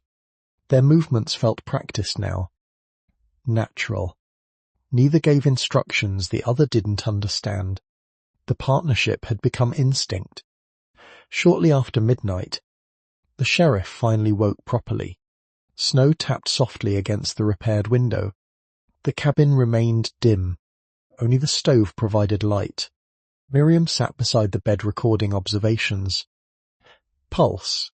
Breathing. Temperature. Notes. Always notes. The sheriff watched silently for a while, then spoke. You really do write everything down. She glanced up. Yes. A faint smile touched his face. The words surprised her. The sheriff stared toward the ceiling. You look like need those records. Why? His expression darkened, because he finally understood something. Something terrible. The wrong man is to running this van. The cabin grew quiet. Miriam closed her notebook. For several moments he said nothing. Then he began. Years ago, Calvin Rhodes arrived nearly penniless. Ambitious. Polished. Connected. Within 5 years he controlled local contracts. Within 10 years he controlled elections. Within 15 years he effectively controlled the county. Everyone assumed he built the system. The sheriff had assumed it too. Until recently. What changed? Holt asked. The sheriff looked toward him. Black. That made sense. The hidden financier. The organizer. The keeper of records. Yet the sheriff shook his head. No. The answer surprised everyone. Blackwood was... Miriam frowned. Oh, the sheriff swallowed. Then delivered the answer. Dr. Samuel Ritter. The room froze. Neither Miriam nor Holt spoke. The name returned again. The dead physician. The medical board official. The man who once tried helping Holt. The man connected to Mercer. Connected to the signatures. Connected to everything. It made no sense. Ritter had died years ago. The Sheriff Khan Noeve kept what they were thinking. So did Mort. He struggled to sit up. Pain flashed across his face. But he continued. The records weren't protecting powerful people from exposure. He pointed weakly toward the scattered documents on the table. They were protecting someone from... Miriam felt her pulse quicken. The implications were enormous. Because it reversed everything. They had assumed the archive existed to preserve corruption. What if it existed to hide something worse? Something Samuel Ritter discovered before his death. The possibility changed the entire investigation. A new silence settled over the room. Not confusion. Realization. The kind that arrives when a mystery suddenly points in a different direction. Hours later, after the sheriff slept again, Miriam sat alone near the stove. The cabin was quiet. Holt had stepped outside to check livestock before dawn. For the first time in weeks, exhaustion caught up with her. She leaned back in the chair, closed her eyes, and allowed herself a moment. Just one. No investigations. No corruption. No danger. Just silence. Then she noticed something. A folded paper partially hidden among the documents recovered from the mine. She frowned, certain she had never seen it before. Carefully she unfolded it. The page contained only a single list. Names. Dozens of names. Most meant nothing, until she reached the bottom. Then her breath stopped. Her own name appeared there. So did Holt S., both marked with identical symbols. A small handwritten notation beside the Exehat entry read, "Relocation approved." The room suddenly felt colder, because those weren't victim records. They weren't investigation files. They weren't blackmail documents. They were selections. A list of people chosen for something. Moved for something. Prepared for something. And at the very top of the page sat a date. 21 years ago.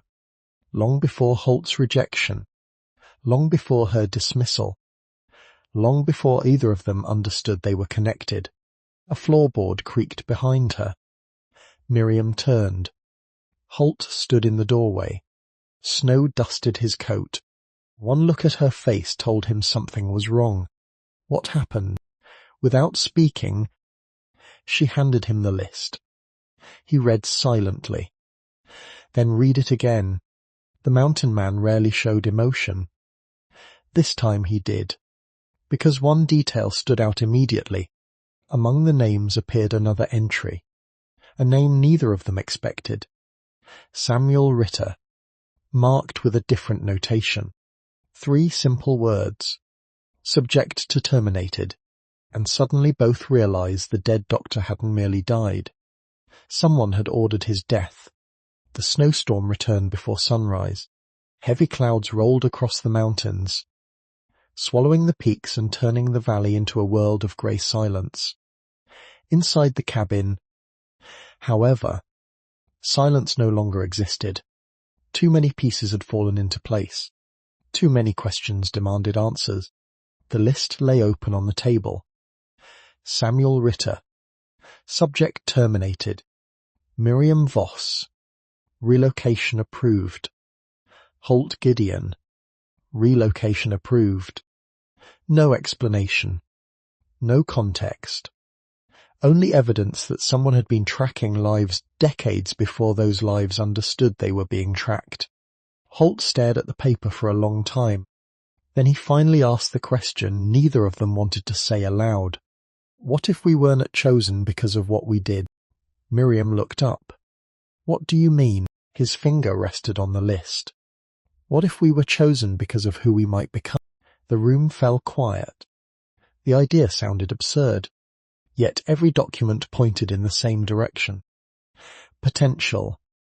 Influence. Capability. Not crimes. Not debts. Not scandals. Potential. Miriam thought about the reports she had discovered in the archive. Candidate exhibits unusual observational ability. Candidate demonstrates exceptional diagnostic capability. Not descriptions of threats. Descriptions of assets.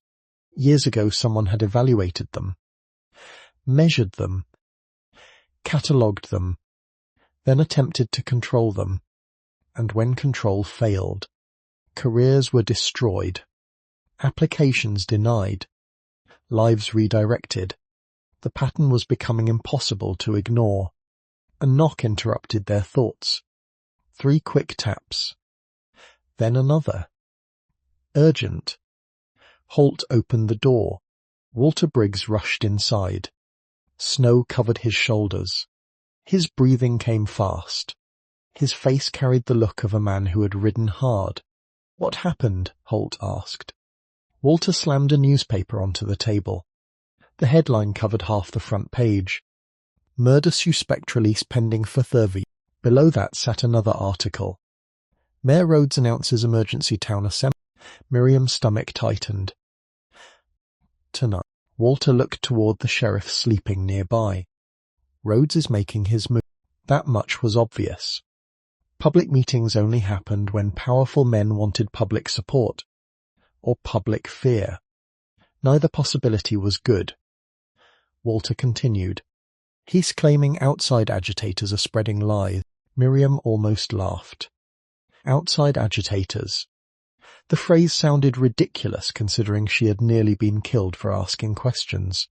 Yet she understood the strategy. If Rhodes could paint investigators as troublemakers, evidence became easier to dismiss. Truth became opinion. Facts became rumours. The oldest trick in politics. The most effective one, too. The sheriff slowly opened his eyes. Apparently he had heard enough. He scared. Walter nodded. "We know." "No." The sheriff grimaced as he shifted position. "You don't understand." He pointed weakly toward the newspaper. "Rhodes only does public meetings when he's cornered." That changed things. Because if the mayor felt pressured, mistakes became more likely. Mistakes created opportunities. Hours later, Miriam sat alone reviewing every document they possessed.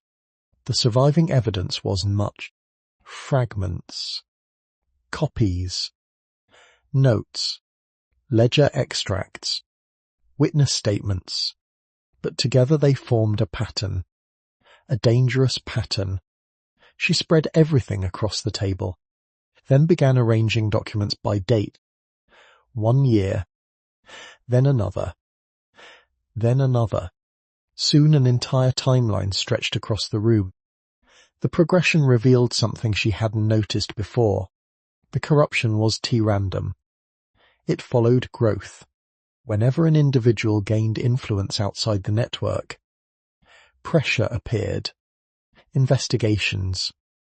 Audits. Discrediting campaigns. Professional obstacles. Anything necessary to force dependence. The pattern repeated over and over. Dozens of victims. Perhaps hundreds. Then she found the connection. A detail hidden in plain sight. Every major operation eventually led back to one institution. Not a bank. Not a government office. A medical foundation. The Blackwood Medical Advancement Trust. The same organization mentioned throughout the archive. The same organization supposedly connected to Nathaniel Blackwood. Except something didn't fit. Miriam frowned. Very little money actually remained inside the foundation. Most of it moved elsewhere. Repeatedly. Through shell organizations. Through partnerships. Through private accounts. The foundation wasn't the destination. It was a funnel. A disguise. She grabbed another ledger copy. Compared dates. Compared signatures. Compared transfers. Then suddenly froze. Because one name appeared repeatedly. A name she had ignored before. Not Nathaniel Blackwood. Not Calvin Rhodes. A woman. Eleanor Ashcroft. The name surfaced everywhere. Board approvals. Financial authorizations. Administrative reviews. Yet no one had mentioned her. Not once. The realization struck hard, because invisible people often held the most power. She immediately showed Holt. His reaction was immediate. Morcanove kept that name. Miriam looked up sharply. The mountain man nodded slowly. Years ago, his expression darkened. Samuel Ritter mentioned. The room became still. After my application was denied, Holt stared at the document. He said if anyone could fix it, it would be Eleanor Ashcroft. Miriam's pulse quickened. What happened? He died before arranging the meeting. Silence followed. A long silence. Because suddenly Samuel Ritter's death seemed even more suspicious. Not only had he attempted to help Holt, he had been moving towards someone important, someone connected to the entire network, someone still alive. The pieces shifted again. For weeks they had chased Rhodes. Then Blackwood. Now a new figure emerged from the shadows. Perhaps the most important figure yet. A woman nobody talked about. A woman connected to every major decision. A woman Samuel Ritter trusted. Or feared. Neither possibility felt comforting. Late that afternoon another visitor arrived. Unexpected. Dangerous. The city man. The one staying at the hotel. The man with the briefcase. Holt spotted him approaching from the ridge. Immediately reached for his rifle. The stranger stopped well short of the cabin. Raised both hands. Mort met not armed. Nobody believed him. Still, he continued, Mort need to speak with Miriam Voss. The request alone was enough to raise alarms. The man looked exhausted. Older than she expected. Perhaps 60. His expensive coat had seen better days. His eyes carried the weight of someone sleeping poorly. "Who are you?" Miriam asked. The stranger hesitated, then answered, "My name is Henry Lockwood." The name meant nothing, at least initially. Then realization struck. Several letters recovered from the archive bore that surname. Minor correspondence, financial approvals, witness reports. The man had been involved. Perhaps deeply. Apparently he saw recognition in her face. Yes, his voice sounded tired. I worked a dangerous admission. Walter immediately stepped forward. You expect us to trust that? Good. The older man nodded. Because I wouldn't he either. Then he reached into his coat. Every weapon in the room immediately shifted toward him. Henry froze. Slowly, carefully, he removed a single envelope. Nothing more. The envelope looked old. Very old. Its seal remained intact. Henry placed it on the porch floor, then stepped backward. Samuel Ritter left that for you. Miriam stared. What? He gave it to me 21 years ago. The old man looked directly at her, and told me not to deliver it unless he died. Nobody spoke. Not Holt. Not Walter. Not even the sheriff. Because suddenly every question in the room seemed connected to the envelope. Henry's expression became grim. There's something else. Miriam's pulse accelerated. What? The old man swallowed, then delivered the sentence that changed everything. Nathaniel Blackwood is alive. The room froze. Every assumption shattered instantly. The mine collapse. The gunfire. The disappearance. The blood. All of it. Wrong. Blackwood had survived, and according to Henry Lockwood's pale expression, he was already on his way to the valley, because someone above him had finally decided the situation could no longer be contained. Nobody spoke for several seconds.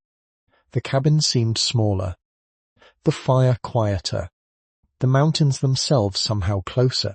Nathaniel Blackwood was alive. The statement shattered weeks of assumptions. Miriam slowly looked toward Henry Lockwood. You recertain?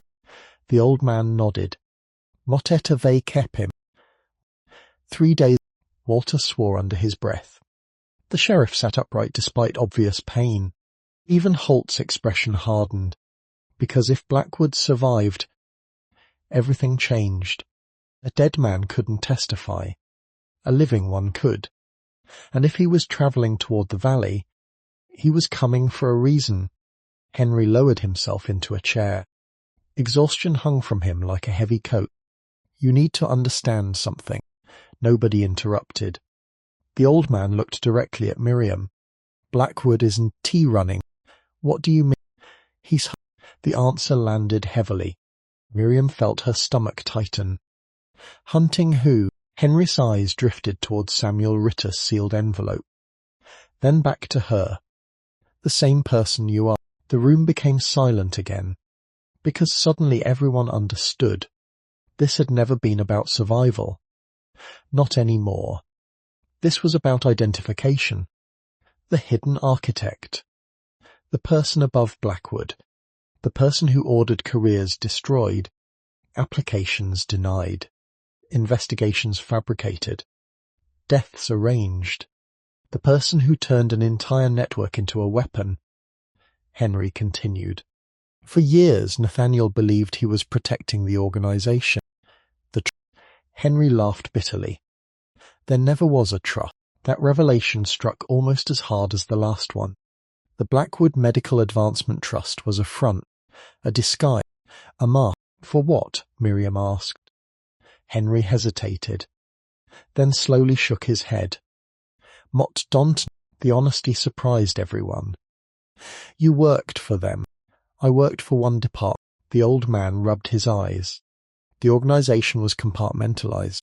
Nobody saw the whole structure. Everyone knew only their own role. The system suddenly made more sense. The secrecy, the missing records, the fragmented evidence. Nobody below the top understood everything. By design. Henry pointed toward the sealed envelope. Samuel Ritter. The room fell quiet, because all roads kept leading back to the dead doctor.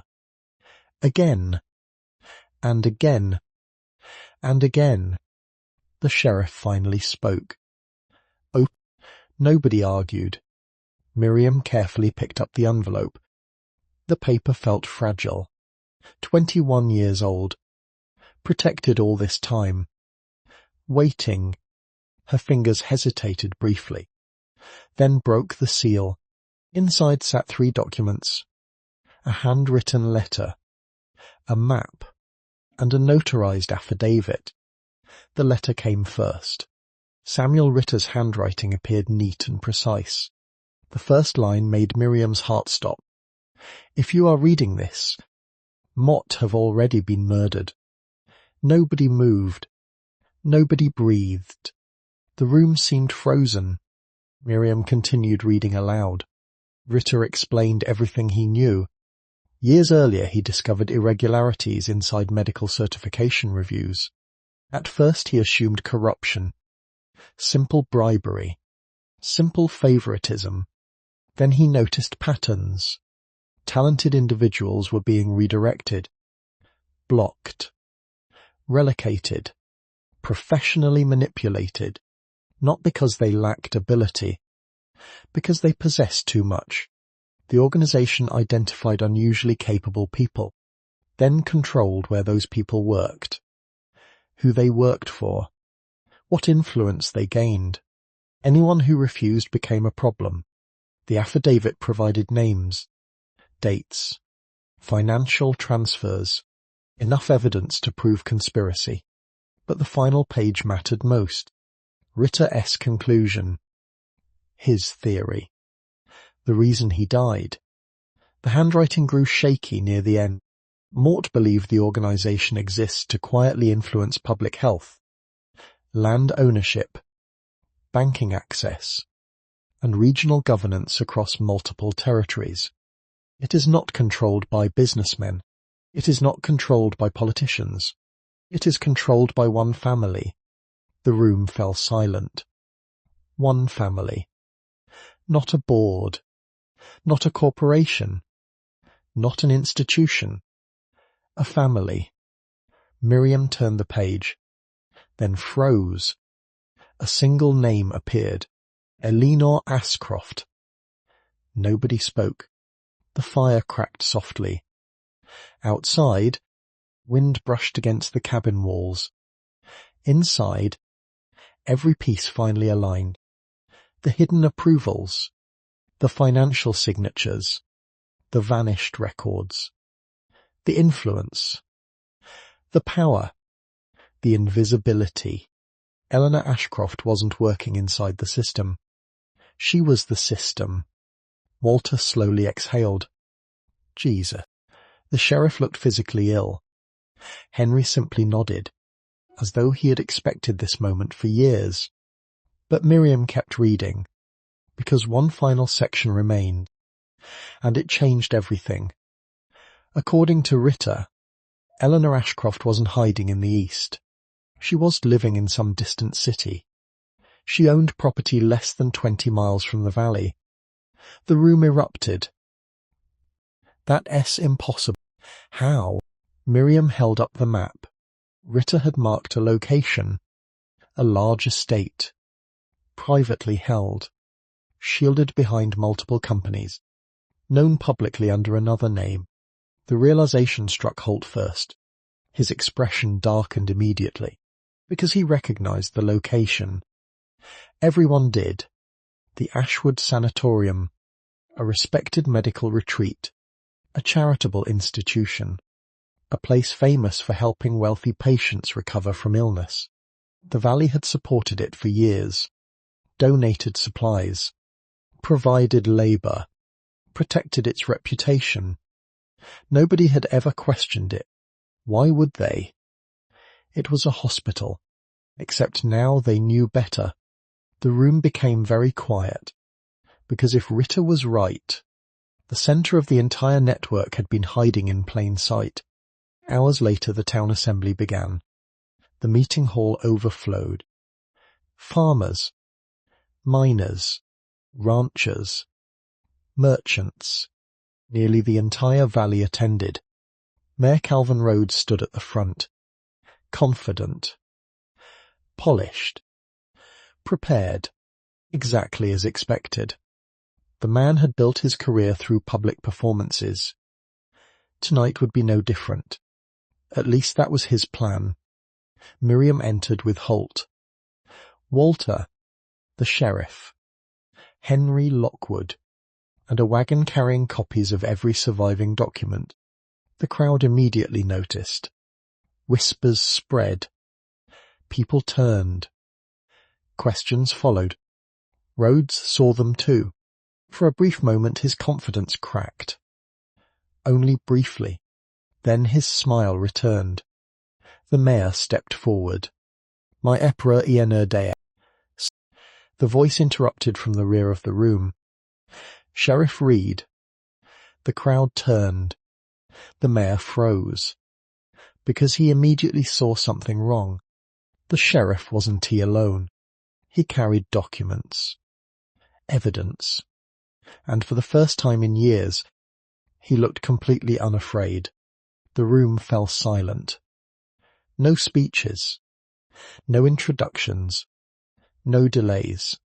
Miriam walked directly to the front, then placed the records onto the assembly table. One by one. The ledger copies. The witness statements. The payment records. The certification documents.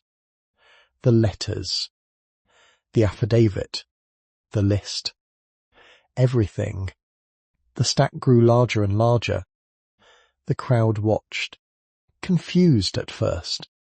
Then increasingly alarmed. Mayor Rhodes attempted to recover. This is absurd. Nobody answered. Miriam opened one ledger. Then another. Then another. And calmly began reading. Dates. Payments. Signatures. Names. Facts. Only facts.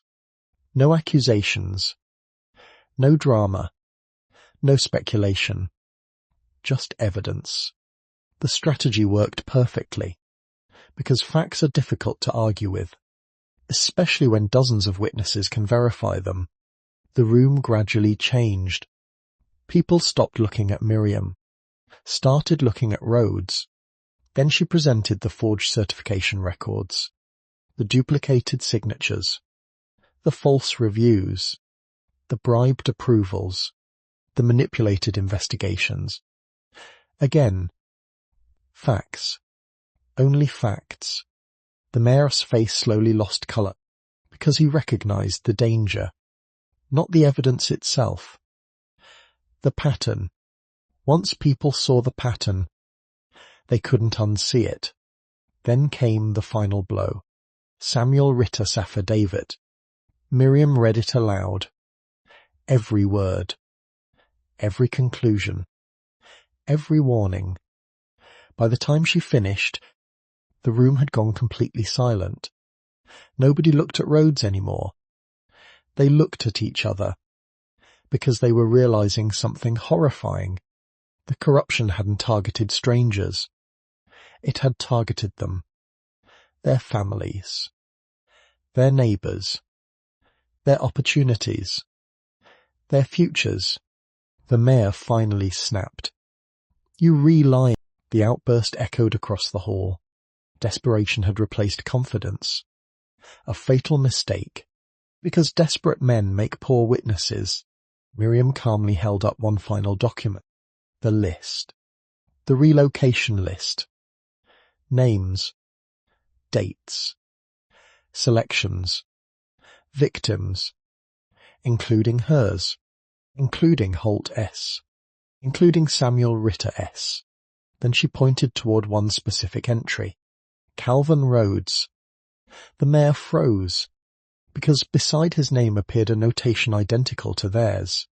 Relocation approved. The room exploded. Questions. Shouting. Demands. Confusion. Because suddenly everyone understood. Rhodes hadn't built the system. He had been recruited by it. Used by it. Promoted through it. A servant pretending to be a king. The mayor's face went completely white, and in that moment Miriam realized something important. Calvin Rhodes wasn't afraid of prison. He wasn't afraid of exposure. He was afraid of someone else. Someone who still hadn't appeared. Then the rear doors of the assembly hall opened. The room fell silent. Every head turned. A woman stepped inside. Elegant. Grey-haired. Perfectly composed. She looked more like a respected philanthropist than the architect of a criminal empire. Yet Miriam recognized her immediately. From the signatures. From the records. From Samuel Ritter S. letter. Eleanor Ashcroft had arrived.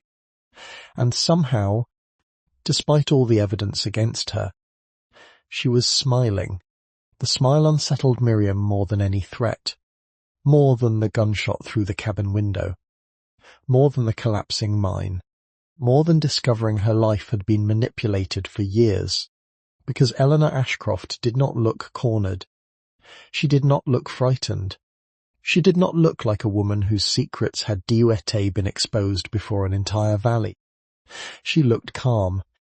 Completely calm. The assembly hall fell silent as she walked forward. Even the mayor stepped aside. Instinctively. Automatically. The gesture told everyone more than words ever could. Calvin Rhodes answered to her. Always had. The realization spread through the room like wildfire. Eleanor reached the front of the hall. Her eyes moved across the assembled townspeople. Then settled on Miriam. You've caused quite a disruption. Her voice sounded gentle. Almost grandmotherly, which somehow made it worse. Miriam met her gaze.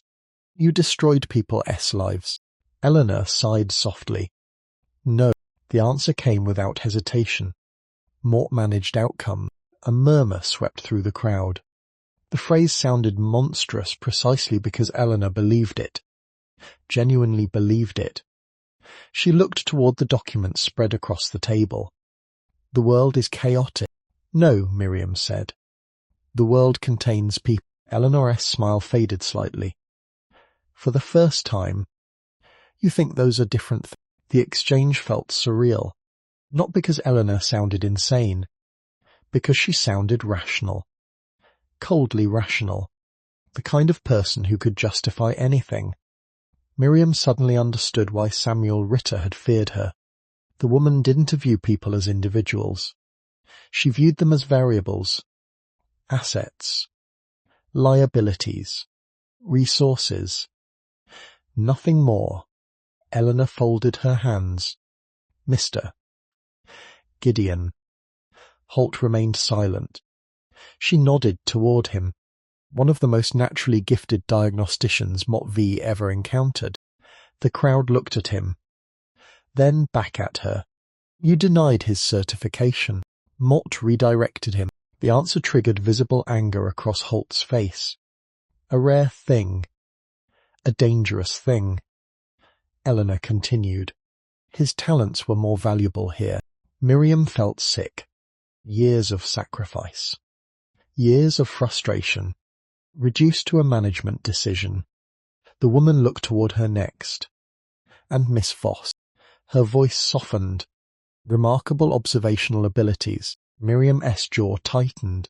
You ruined my career. Eleanor shook her head. No, Mott prevented you from entering a system that would have wasted. The hall erupted. Outrage. Disbelief. Anger.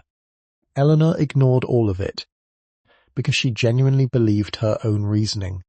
That was the terrifying part. She was pretending. She was lying. She had convinced herself that control was kindness. Manipulation was stewardship. Destruction was optimization. Then Sheriff Reed stepped forward. The room quieted again. The sheriff carried Samuel Ritter's affidavit. You ordered his death. Eleanor's expression finally changed. Not guilt. Sadness. A brief flicker. Gone almost immediately. He became dangerous. The admission struck the room like lightning. No denial. No evasion. Just truth. Raw and horrifying. Because she considered the murder justified. Necessary. Practical. Exactly as she considered every other ruined life justified. Necessary. Practical. The sheriff raised the affidavit. We have witnesses. We have records. We have payments. We have statements. Eleanor glanced around the room, then smiled again. A smaller smile. A tired one. You have... The words stunned everyone. Even Miriam. Eleanor slowly removed a folded document from her handbag, then placed it on the table. A signed confession. The room froze. Nobody expected that. Least of all Miriam. The older woman looked suddenly exhausted. 20 years older than she had moments earlier. The confidence remained. But the energy had vanished. Nathaniel Blackwood entered through the rear doors at that exact moment. Alive. Bruised. Bandaged. Supported by a cane. Gasps spread throughout the hall. The supposedly dead man moved slowly toward the front, then stopped beside Eleanor. Neither spoke. Not immediately. Finally Blackwood sighed. Eleanor nodded. The simple exchange carried decades of history. Loyalty. Regret. Failure. The collapse of an empire. Blackwood looked toward Miriam. Then Holt. Samuel Ritter was right. Nobody interrupted. The man swallowed. We should have... The confession continued for nearly an hour. Names. Accounts. Records. Operations. Everything. Nathaniel Blackwood provided details only an insider could know. Eleanor confirmed them. The sheriff recorded every word. Witnesses filled the hall. No one left. No one wanted to, because history was ending in front of them. By sunset the network was finished. Not entirely. Not everywhere. But here. In this valley. In these mountains. The machine had broken, and this time it would not recover. 3 months later, spring arrived. Snow retreated from the mountains. Streams ran clear again. Wildflowers emerged across the valley. Life returned. Slowly. Naturally. As it always did. The legal proceedings continued. Investigations spread eastward. Additional arrests followed. More evidence surfaced. Entire careers collapsed. Others were restored. Dr. Edwin Mercer eventually faced trial. For the first time in decades, he sat on the wrong side of an investigation. Miriam attended only one hearing. That was enough. She did need revenge. Truth was sufficient. The records spoke for themselves. Her name was cleared completely. Officially. Publicly. Permanently. The letter arrived 2 weeks later. A formal apology. A restored certification.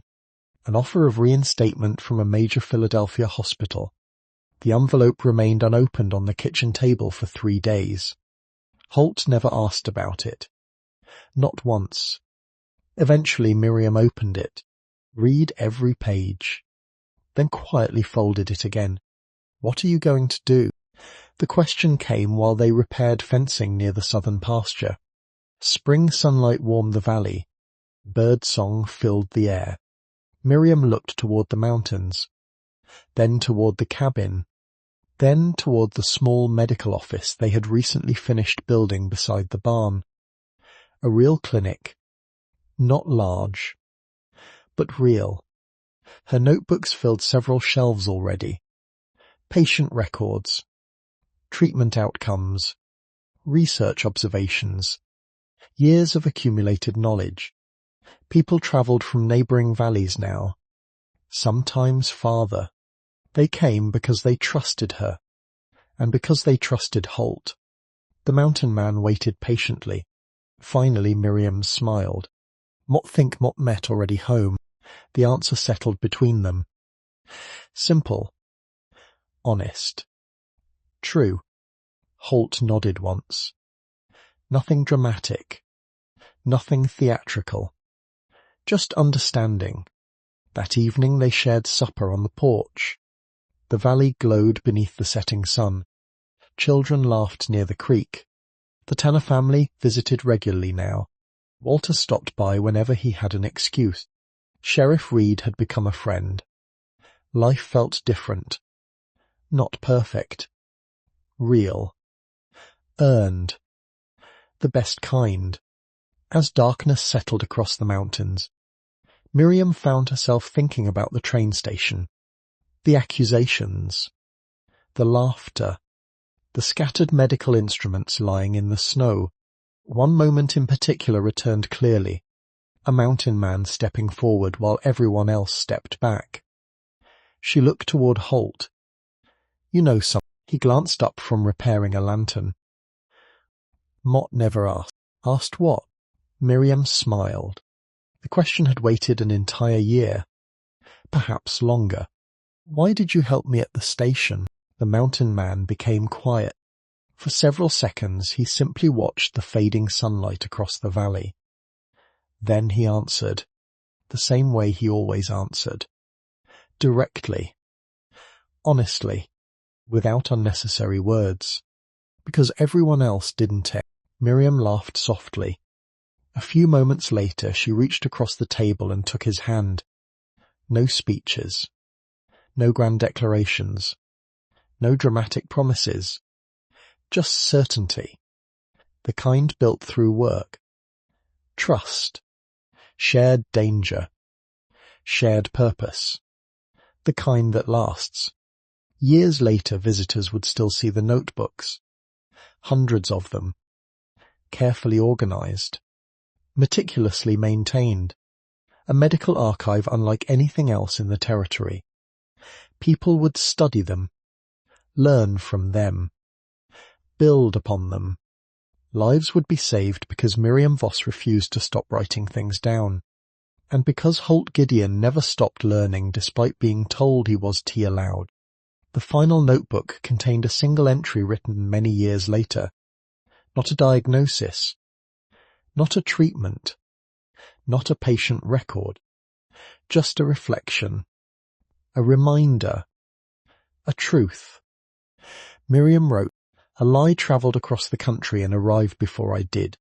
Truth arrived later. But it stayed. Outside the clinic window, mountains stood beneath a peaceful sky. The cabin stove glowed warmly. Children's voices drifted through the evening air.